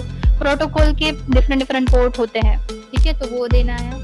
डिस्प्ले नेम में हमें जो भी अपना सब्जेक्ट जो बनाना है वो सब्जेक्ट यहाँ पे दे देंगे। लॉगिन नेम में क्या होगा, लॉगिन नेम में जिस मेल आईडी से मुझे भेजना है उस मेल आईडी को यहाँ पे लेकर उसका लॉगिन पासवर्ड डाल के सेव कर लेना है। सेव करने के बाद टेस्ट मेल कर लेना है एक, कि टेस्ट मेल अगर मेरा सक्सेसफुली हो जाता है तो उस हिसाब से मेरी मेल सेटिंग्स काम करेंगे, ठीक है। तो ये एक मेल सेटिंग्स की फैसिलिटी है। यहाँ पे सारी डिटेल्स भर के उसके बाद सब कुछ टेस्ट मेल और सब कुछ करके उसके बाद मुझे जाना है यहाँ यूटिलिटीज में। डेटा कलेक्टर सर्विसेज एक ऑप्शन है। आपके जो SMS सेटिंग होंगे, मेल सेटिंग्स होंगे या फिर डिवाइस के लॉग्स किसी एक फाइल फॉर्मेट में आपको चाहिए, तो वो जो भी सारे सेटिंग्स हैं वो सारे सेटिंग्स डेटा कलेक्टर सेटिंग्स में पहले करने पड़ेंगे आपको। वहाँ पे मेल सेटिंग्स की डिटेल्स फिलअप करके यहाँ पे जो भी मेल में आपको जो भेजना है, जैसे कि लेट और अर्ली का, यहाँ आपको टाइम डालना रहेगा कि पर्टिकुलर दिन रोजाना रोज 10 बजे ये मेल चला जाना चाहिए। तो किसको रिपोर्टिंग मैनेजर को। ये सिलेक्ट नहीं करूंगी तो पर्टिकुलर एम्प्लॉय को जाएगा, ठीक है, जिसका मैंने ईमेल आईडी डाला होगा वहां पे एम्प्लॉय के डिटेल्स में। रिपोर्टिंग मैनेजर करूंगी तो रिपोर्टिंग मैनेजर को जाएगा। तो रोज 10 बजे ये सारे मेल मेरे चले जाएंगे रिपोर्टिंग मैनेजर को, ठीक है। सेंड मेल ऑल करूंगी मतलब कि एम्प्लॉय को भी जाएंगे और रिपोर्टिंग मैनेजर को भी जाएंगे। और यहाँ पे डिवाइस को सिलेक्ट करके सेव कर लेना है। डेटा कलेक्टर सेटिंग्स मेरे सेव होंगे तो 10 बजे रोज मेल चले जाएंगे। अभी मेल में जो फाइल जाएगी उसका एक फॉर्मेट तो रेडी करना पड़ेगा मुझे, ठीक है। तो वो मुझे जाना है अटेंडेंस लॉग्स में। यहाँ पे ये एक फॉर्मेट है जो क्रिएट करना रहता है, मतलब कि जितनी चीजें आपको मेल में चाहिए फाइल में वो चीजें यहाँ पे सिलेक्ट करनी है। जो भी चाहिए एम्प्लॉइज की डिटेल्स सिलेक्ट करके रिकैलकुलेट करके यहाँ पे ऑटो मेलर का जो ऑप्शन है, send the same format in auto Mailer, okay. तो ये सिलेक्ट करेंगे तो इस फॉर्मेट में हमारा मेल जाएगा और इसको सेव कर देना है। तो मेल की सिंपल प्रोसीजर है कि हम इस तरह से मेल के सेटिंग कर सकते हैं। तो क्या होगा कि पर्टिकुलर टाइम पे पर्टिकुलर एम्प्लॉय को सारे मेल पहुंच जाएंगे। तो मेल सेटिंग्स भी हम कर सकते हैं। उसके साथ साथ हम मैसेज सेटिंग्स भी कर सकते हैं। SMS सेटिंग की URL आपको जनरेट करवानी पड़ेगी, ठीक है। ये URL आप एक बार परचेस करोगे तो उस URL को लेकर उसके बाद आपको यहाँ पे जो भी SMS में भेजना है, स्टेटस एज अ स्टेटस जो भी भेजना है वो यहाँ पे वेरिएबल ऐड करने रहते हैं कि आपको एम्प्लॉय का कोड चाहिए, ठीक है, उसको ले लो। फर्स्ट इन टेक्स्ट में मतलब कि इन का जो टाइम है उसमें क्या क्या जाना चाहिए, तो मतलब कि पंच का टाइम जाना चाहिए तो वो ले लो। इस हिसाब से यहाँ सारे जो भी आपको चाहिए, last out text, no punches, all in out, ये ऐड करके SMS को सेंड कर देना है, ठीक है। तो ये URL जब आपकी वर्किंग होगी, जो डेवलप करवानी पड़ती है, ठीक है, परचेस करनी रहती है, ये करके आपको SMS सेटिंग भी अवेलेबल देता है सॉफ्टवेयर, ओके। तो वो कर सकते हो आप।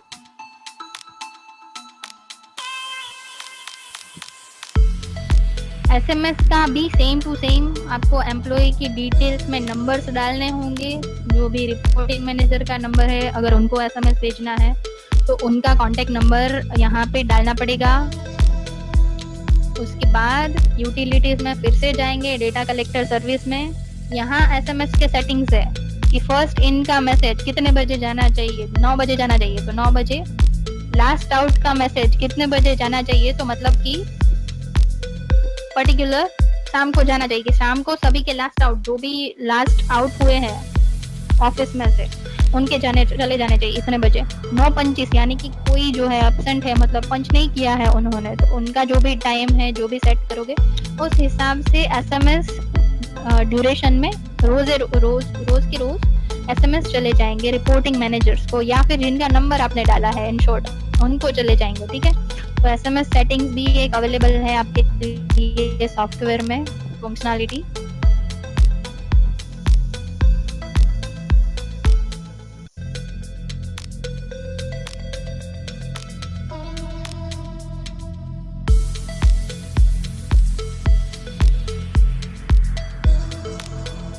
मैं देख रही हूँ कि क्वेश्चंस बहुत सारे, आप जो भी क्वेश्चंस हैं वो सारे क्वेश्चंस आप थोड़े लास्ट में मैं आपको टाइमिंग दूंगी, लास्ट में हमारा एक्सप्लेनेशन खत्म हो जाए हम क्वेश्चन आंसर डिस्कस करेंगे जितने भी हम अपने टाइम ड्यूरेशन में कर पाएंगे। ठीक है, पहले आप सब कुछ सुन लीजिए, उसके बाद हम क्वेश्चन आंसर का राउंड रखेंगे। ओके, मेमो सेटिंग्स भी आप एक कर सकते हो, एक वो अच्छा ऑप्शन है जैसे आरटीओ व्हीकल के लिए मेमो भेजता है, वैसे हम अपने पर्टिकुलर एम्प्लॉय को उसके सब्जेक्ट के हिसाब से, मतलब कि उनको नोटिस भेजनी है कि भाई आप लेट आए, अर्ली आए, और या फिर एब्सेंट हो इस दिन बिना बताए एब्सेंट हो, या फिर आपका पंच जो है वो मिस हो गया है, आप पंच करना भूल गए हो। इस तरह से मेमो क्रिएट कर सकते हो। यहाँ पे आपको जो भी लिखना है आप लिख सकते हो अपना सब्जेक्ट डिफाइन करके। ठीक है, एचआर जनरली अटेंडेंस सिस्टम जो है वो एचआर डिपार्टमेंट मैनेज करता रहता है, तो जो जिसका भी सिग्नेचर चाहिए आप यहाँ पे वो डालकर उसको सेव कर सकते हो। ठीक है, अभी मेमो का हमने वो फॉर्मेट तो बना लिया, मतलब यहाँ एडमिन के ऑप्शन में जाकर, लेकिन मेमो को हमने जनरेट करना है, मतलब भेजना तो पड़ेगा, तो हम जनरेट करेंगे। जनरेट जो करेंगे वो ईमेल में ही जाएगा। ठीक है, तो मेल सेटिंग्स हमने करे हुए होंगे, तो वो ईमेल में पूरा उसको मेल चला जाएगा मेमो का। ठीक है, यहाँ पे हमें स्टेटस जो भी है सिलेक्ट कर लेना है कि भाई एब्सेंट का भेज रहे हैं, लेट कमिंग का कौन सा भेज रहे हैं, उस हिसाब से पर्टिकुलर जो भी एम्प्लॉय होगा, जो हकीकत में उस दिन लेट अर्ली जो भी होगा वो यहाँ रिकॉर्ड जनरेट होते हैं, तो उस एम्प्लॉय को सिलेक्ट करके पर्टिकुलर एम्प्लॉय के लिए आप जनरेट कर सकते हो। ठीक है, यहाँ पे डेट जो भी, जिस डेट को आपको भेजना है, जिस डेट के लिए भेजना है, वो सिलेक्ट करके जनरेट मेमो का प्रीव्यू एक कर सकते हो, उसको सेंड ईमेल कर सकते हो आप कि उसको पर्टिकुलर एम्प्लॉय को मेल चला जाएगा कि पर्टिकुलर डे आपका एक मेमो क्रिएट हुआ है भाई, कि आप यहाँ पे एब्सेंट हो या फिर नहीं आए हो, कुछ भी, या फिर बिना बताए नहीं आए हो, जो भी आप कर सकते हो। तो जनरेट मेमो भी आप कर सकते हो, ये एक ऑप्शन है, ये एक अच्छी फंक्शनलिटी अवेलेबल है सॉफ्टवेयर में।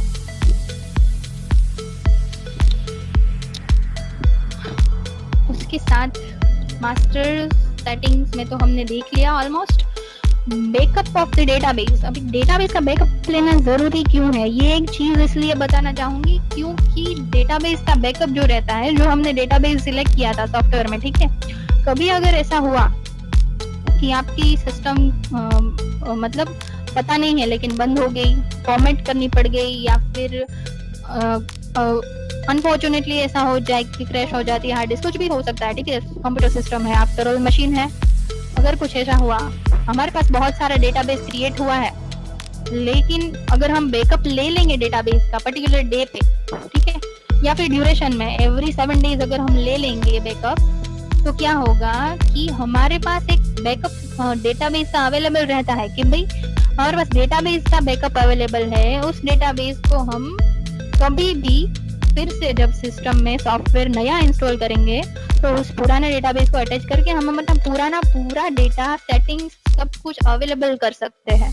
तो डेटाबेस बैकअप रखना अच्छा है, जरूरी है आपके लिए ही, आपका डेटाबेस जो स्टोर होता है। ठीक है, यहाँ पे कोई भी फोल्डर में जहाँ पे आपको बैकअप रखना है वो सिलेक्ट करना है, बनाना है फोल्डर, उसका पाथ सिलेक्ट करके सेव कर देना है। तो क्या होगा, एवरी 7 डेज आपका डेटाबेस का बैकअप क्रिएट होता रहेगा ऑटोमेटिकली। आपको घड़ी घड़ी बैकअप लेके लेने जाने की जरूरत नहीं है, ठीक है। तो ये एक ऑप्शन अवेलेबल है सॉफ्टवेयर में। एडमिन में दूसरा जो आप कर सकते हो वो है सिस्टम यूजर। सिस्टम यूजर क्या होता है, यूजर मतलब कि सॉफ्टवेयर के लिए हम यूजर क्रिएट कर रहे हैं, सॉफ्टवेयर के लिए हम यूजर क्रिएट कर ले रहे हैं। उसके साथ साथ अगर उस पर्टिकुलर यूजर को हमें पूरा सॉफ्टवेयर का एक्सेस देना है तो उसको हम एडमिन यूजर रखेंगे, ठीक है। अगर हमें कुछ कुछ एक्सेस ही देना है, मतलब कि जैसे एचआर डिपार्टमेंट है तो उनका काम क्या होता है कि रिपोर्ट जनरेट करे, डिवाइस के लॉग्स को डाउनलोड करे, एम्प्लॉय के कुछ डेटा मैनेज करे। तो कुछ को जो भी आपको परमिशन देनी है वो यहाँ पे आपको यूजर को क्रिएट करना है, पासवर्ड उसका दे देना है सॉफ्टवेयर के लिए, उसका रोल नेम जो भी आपको रखना है, जिस कंपनी के लिए आपको अलाउड करना है वो सब यहाँ से आप सिलेक्ट कर लोगे, ठीक है। और यहाँ पे आपको जो भी जिस ऑप्शन की आपको देनी है परमिशन उसको एक्सेस करने की उनको आपको सिलेक्ट करके इस एडमिन नहीं रखना है, क्योंकि हम इसको एडमिन यूजर तरीके से नहीं ले रहे हैं, और अपडेट कर देना है। तो क्या हो जाएगा, पर्टिकुलर यूजर आपने जो यहाँ पे सिलेक्ट किए होंगे वही फंक्शन सॉफ्टवेयर में यूज कर पाएंगे, उनको उससे ज्यादा सॉफ्टवेयर में कुछ अवेलेबल नहीं रहेगा। तो ये एक ऑप्शन है कि आप मल्टीपल सॉफ्टवेयर के यूजर बना सकते हो अपने हिसाब से, ठीक है। पासवर्ड जो चेंज कर सकते हो यहाँ से कर सकते हो, पासवर्ड आपका सॉफ्टवेयर का जो भी है। अभी आगे बढ़ेंगे हम लीव मैनेजमेंट। लीव मैनेजमेंट में सबसे पहले जो आपको करने की जरूरत पड़ेगी वो है आपके leave types, CL, PL, SL mandatory जो मतलब बाय डिफॉल्ट होते हैं सारी कंपनीज में, ठीक है। तो वो अगर कुछ और ऐड करना चाहते हो लीव टाइप तो वो यहाँ से ऐड कर सकते हो, ओके। रिस्ट्रिक्टेड हॉलीडे की जो मैंने बात की थी उसके जो बैलेंस है वो यहाँ करने पड़ते हैं हमें। लीव में एक्चुअली क्या होता है, अलॉटमेंट टाइप होता है कि मंथली दे रहे हो या ईयरली दे रहे हो, ठीक है। कितने दिन अलाउड कर रहे हो, मंथली या ईयरली 12 यानी मंथली 1 हो जाएगा, ओके। तो उस तरह से यहाँ पे दे सकते हो। कैरी फॉरवर्ड यानी पूरे ईयर में इसने 12 के बजाय सिर्फ 6 यूज किए, 6 बची जो, तो इस 6 में से कितनी कैरी फॉरवर्ड अगले ईयर होनी चाहिए वो यहाँ पे आपको देना है। इस तरह से आप अपनी लीव्स क्रिएट कर सकते हो। यहाँ पे उसको अवेल कब से करवाना है, मतलब कि जो एम्प्लॉय है वो ज्वाइनिंग हुआ तब से देना है या कंफर्मेशन उनका जब होता है, प्रोबेशन पीरियड कंप्लीट होता है, उस तरह से ऑप्शन सिलेक्ट कर सकते हो इन शॉर्ट, और सेव कर लेना है। CL, PL सबके टाइप्स जो है क्रिएट कर लेने हैं। तो ये आपका पूरा एक लीव का जो है वो स्ट्रक्चर रेडी हो जाएगा। फिर यहाँ एक ऑप्शन है एम्प्लॉय लीव समरी।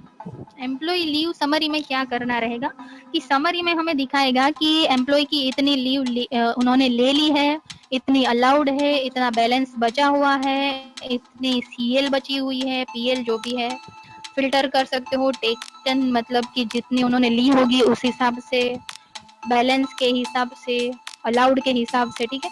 ऑल करोगे तो सारा डेटा अवेलेबल हो जाएगा।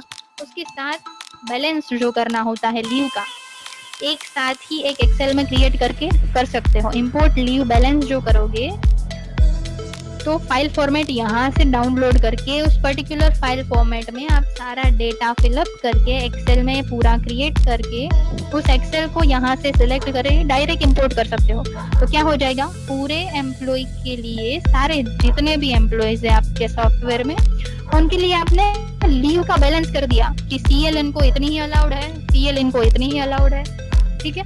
तो इस तरह से आप बैलेंस भी इंपोर्ट कर सकते हो। उसके साथ सॉफ्टवेयर में एम्प्लॉय की लीव एंट्री भी अलाउ यहाँ से कर सकते हो कि इस डे पर्टिकुलर इस डे इनका हाफ डे है, क्वार्टर डे है, फुल डे है, ठीक है। CL अप्लाई कर रहे हैं ये पर, फिर PL अप्लाई करे, जो भी अप्लाई करे यहाँ पे करके उनको असाइन कर सकते हो लीव्स। तो इस तरह से पूरा एक लीव मैनेजमेंट भी आप अच्छे से यहाँ पे कर सकते हो, ठीक है। मॉनिटर जो होगा वो मॉनिटर आपको एक ग्राफ देगा कि इतने एम्प्लॉइज जो है वो प्रेजेंट है, इतने एम्प्लॉइज जो एब्सेंट है, इतने बजे पंच किए हैं इन्होंने, इनकी ये डेट्स है, ये वो सब कुछ आपको जो मॉनिटर है वो देगा। ओके,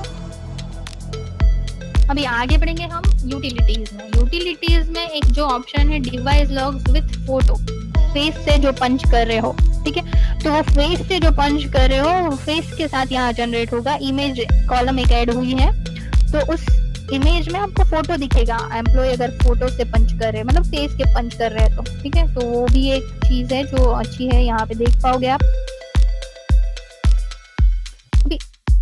बैकअप जो डेटाबेस की मैंने बात की कि डेटाबेस आप जो एवरी 7 डे बैकअप ले रहे हो, ठीक है, अभी मान लो कि उस डेटाबेस को यहाँ पे आपने बैकअप मतलब अपने हिसाब से लेना है कि आज के दिन का लेना है सिर्फ, तो यहाँ सिलेक्ट कर लोगे, ब्राउज कर लोगे। ब्राउज यानी कि एक फोल्डर सिलेक्ट करोगे कि हाँ इस फोल्डर में मुझे एक फाइल क्रिएट करनी है, ठीक है, तो यहाँ पे कुछ भी जो भी फोल्डर आपका है उसको यहाँ पे करके पाथ दे दोगे और एक्सपोर्ट कर लोगे, तो क्या होगा, एक बैकअप की फाइल जनरेट हो जाएगी। फाइल इसकी जैसे ही जनरेट होगी, ओके, तो हमें क्या रहेगा कि पर्टिकुलर डे को हम एक बैकअप की फाइल जो है वो जनरेट करवा सकते हैं, डाउनलोड कर सकते हैं इन शॉर्ट, लेकिन डेटाबेस की फाइल, उसी फाइल को हमें रिस्टोर कराना है। बैकअप फाइल को रिस्टोर कराता है ऑलवेज, ठीक है, तो उस फाइल को रिस्टोर करवाना है, तो यहाँ पे जहाँ पे हमने बैकअप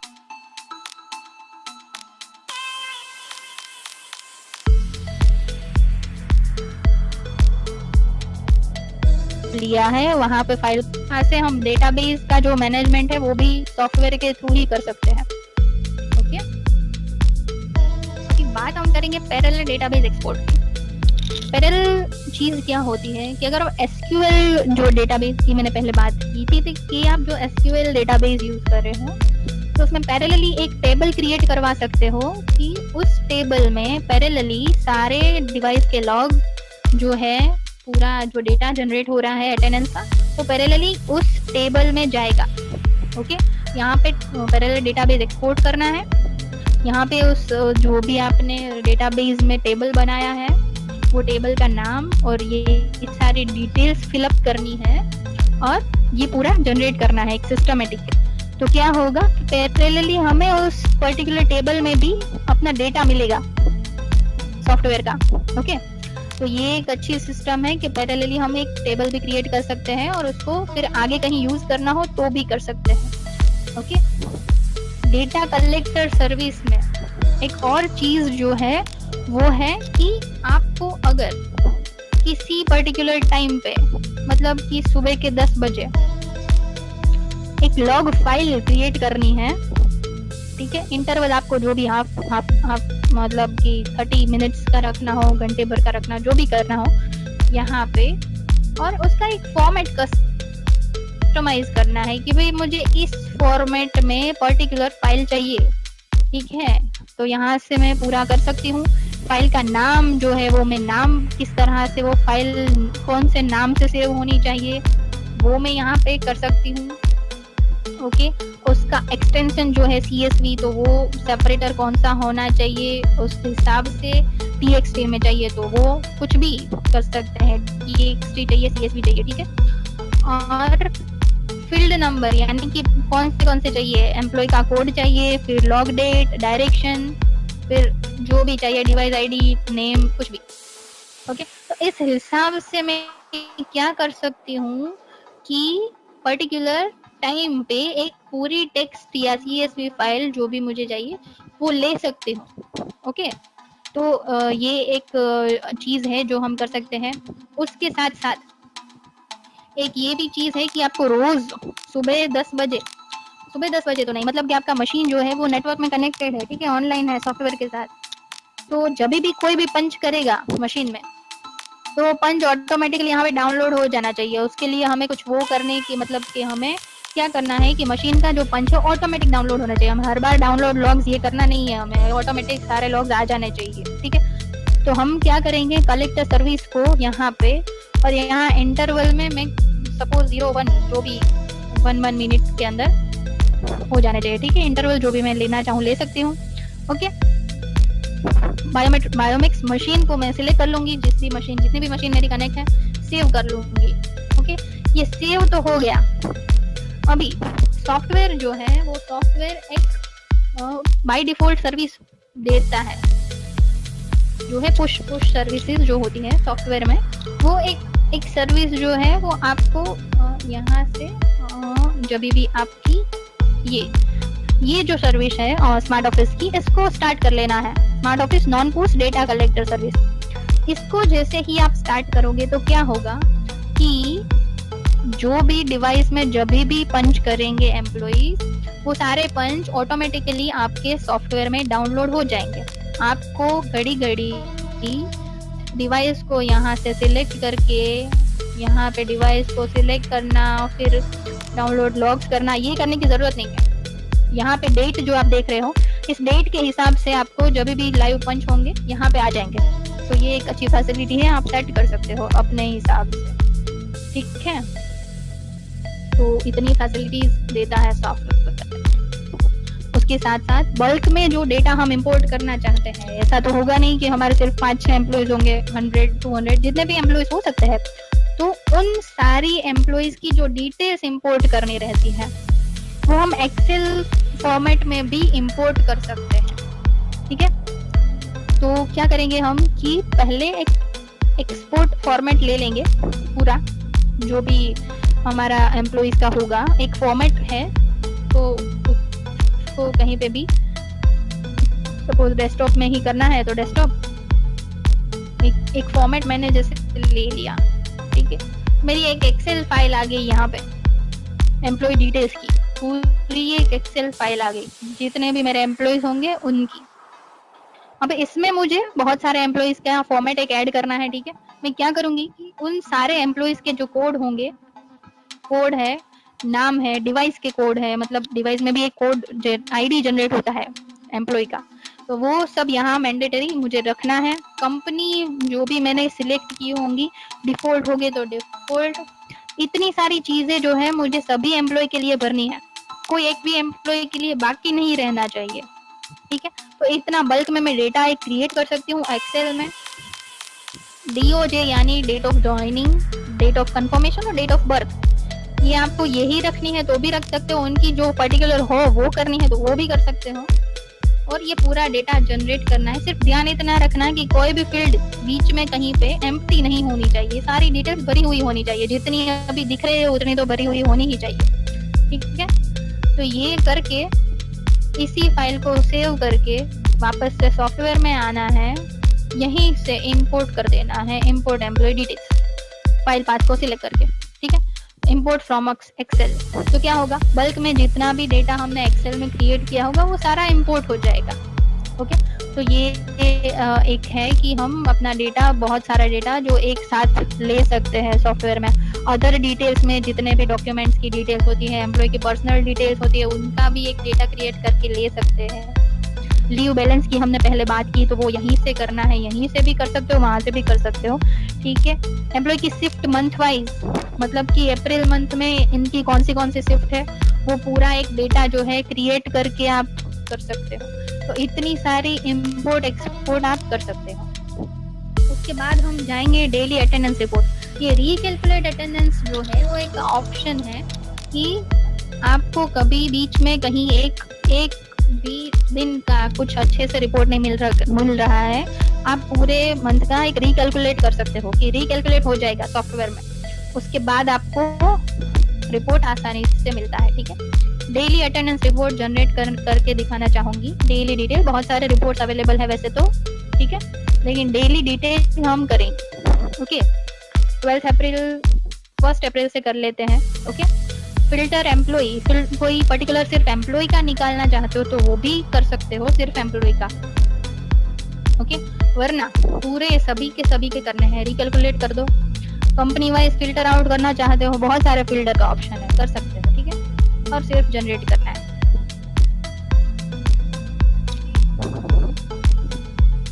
इस तरह से पूरा रिपोर्ट जनरेट होगा। जिसमें एम्प्लॉय की कोड, नाम, उनकी शिफ्ट जो लगी हुई होंगी या फिर आपने असाइन की है, वो सारी शिफ्ट यहाँ पे आएंगी।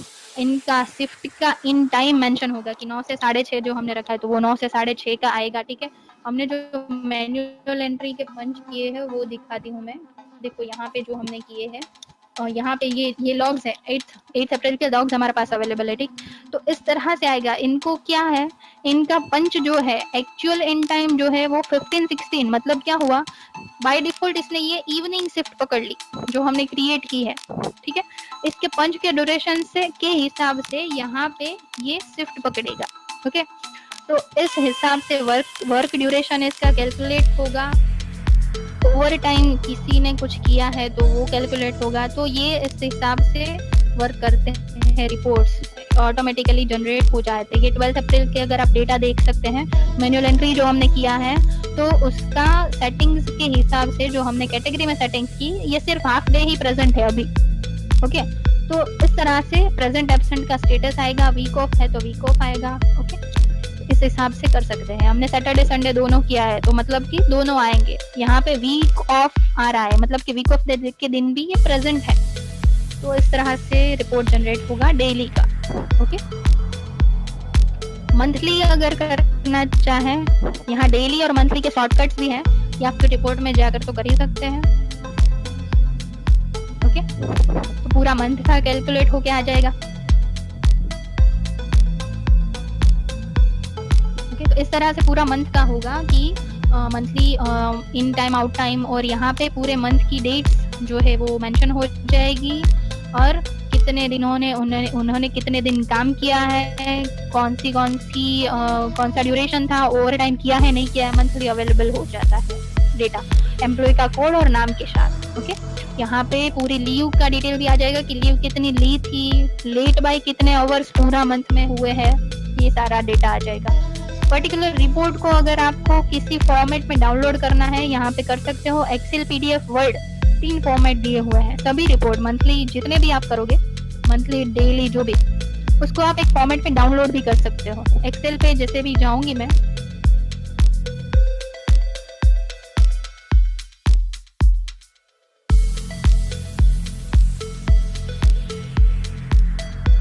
पूरा तो ये पर्टिकुलर रिपोर्ट मेरा एक्सेल में डाउनलोड हो गया, ओके। तो इस तरह 3 फॉर्मेट में डाउनलोड भी कर सकते हो। सो ऑलमोस्ट ये हो गया है सॉफ्टवेयर हमारा।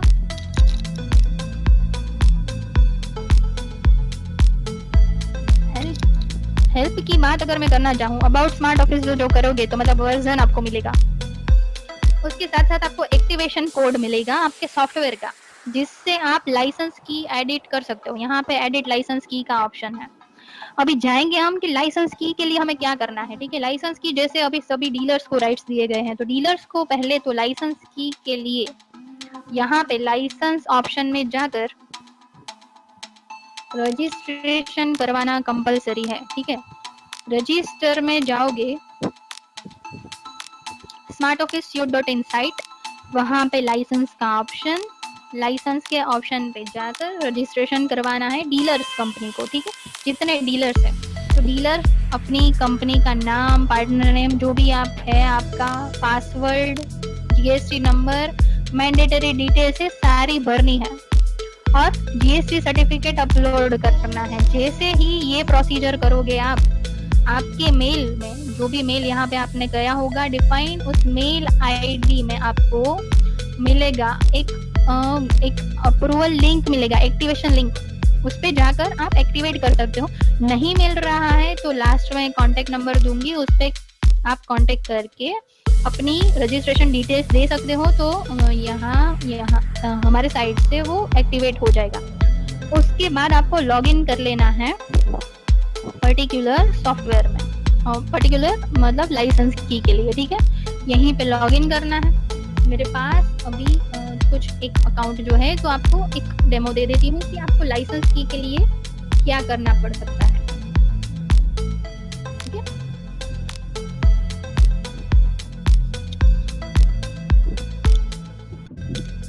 जैसे ही आपका अकाउंट क्रिएट होगा, इस तरह से अकाउंट दिखेगा, ओके।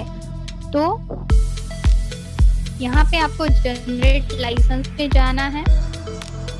कंपनी का नाम मतलब कि आपकी क्लाइंट की जो कंपनी होगी, जिस क्लाइंट के लिए आप जिस क्लाइंट के सॉफ्टवेयर लिए आप यहाँ पे एक्टिवेट कर रहे हो लाइसेंस की, तो उसका नाम, लोकेशन, डेस्कटॉप सॉफ्टवेयर के लिए कर रहे हो इसलिए यहाँ पे ये करना पड़ेगा सिलेक्ट। वेब सॉफ्टवेयर के लिए करते हो तो वेब सॉफ्टवेयर सिलेक्ट करना है। MS एक्सेस मतलब कि हमारा डेटाबेस का टाइप जो है डेस्कटॉप वर्जन है तो MS एक्सेस होगा, वेब बेस्ड वर्जन है तो SQL सर्वर होगा। ओके, तो वो भी सिलेक्ट करना है कंपल्सरी। और यहाँ पे स्टाफ का काउंट मतलब उनके एम्प्लॉय के काउंट कितने हैं, 500 है, 1000 है, उस हिसाब से यहाँ पे करके डिवाइस, कितनी डिवाइस की लाइसेंस की कर रहे हो, 2, 3, मैक्सिमम 10 के लिए कर सकते हो। ठीक है, यहाँ पे एक्टिवेशन कोड जो है वहाँ सॉफ्टवेयर से जो हमने यहाँ से लिया है, ओके, तो यहाँ डाल के जनरेट कर देना है। तो क्या होगा, आपका मेल आईडी जिससे आपने रजिस्ट्रेशन किया है उस मेल आईडी पे आपको लाइसेंस की अवेलेबल हो जाएगी बहुत इजीली। और उसी लाइसेंस की से आपके जो आपका जो भी एम्प्लॉय है वो सॉफ्टवेयर ओपन कर पाएगा। ठीक है, इस तरह से आप लाइसेंस की जनरेट कर सकते हैं। ओके, उसके साथ साथ सॉफ्टवेयर में हेल्प मैनुअल भी है। हेल्प मैनुअल जो है उसमें सारे सॉफ्टवेयर के फीचर्स एक्सप्लेन किए हुए हैं, तो वो आपको किस तरह से यूज करना है ये वो सब कुछ आपको गाइड कर सकता है।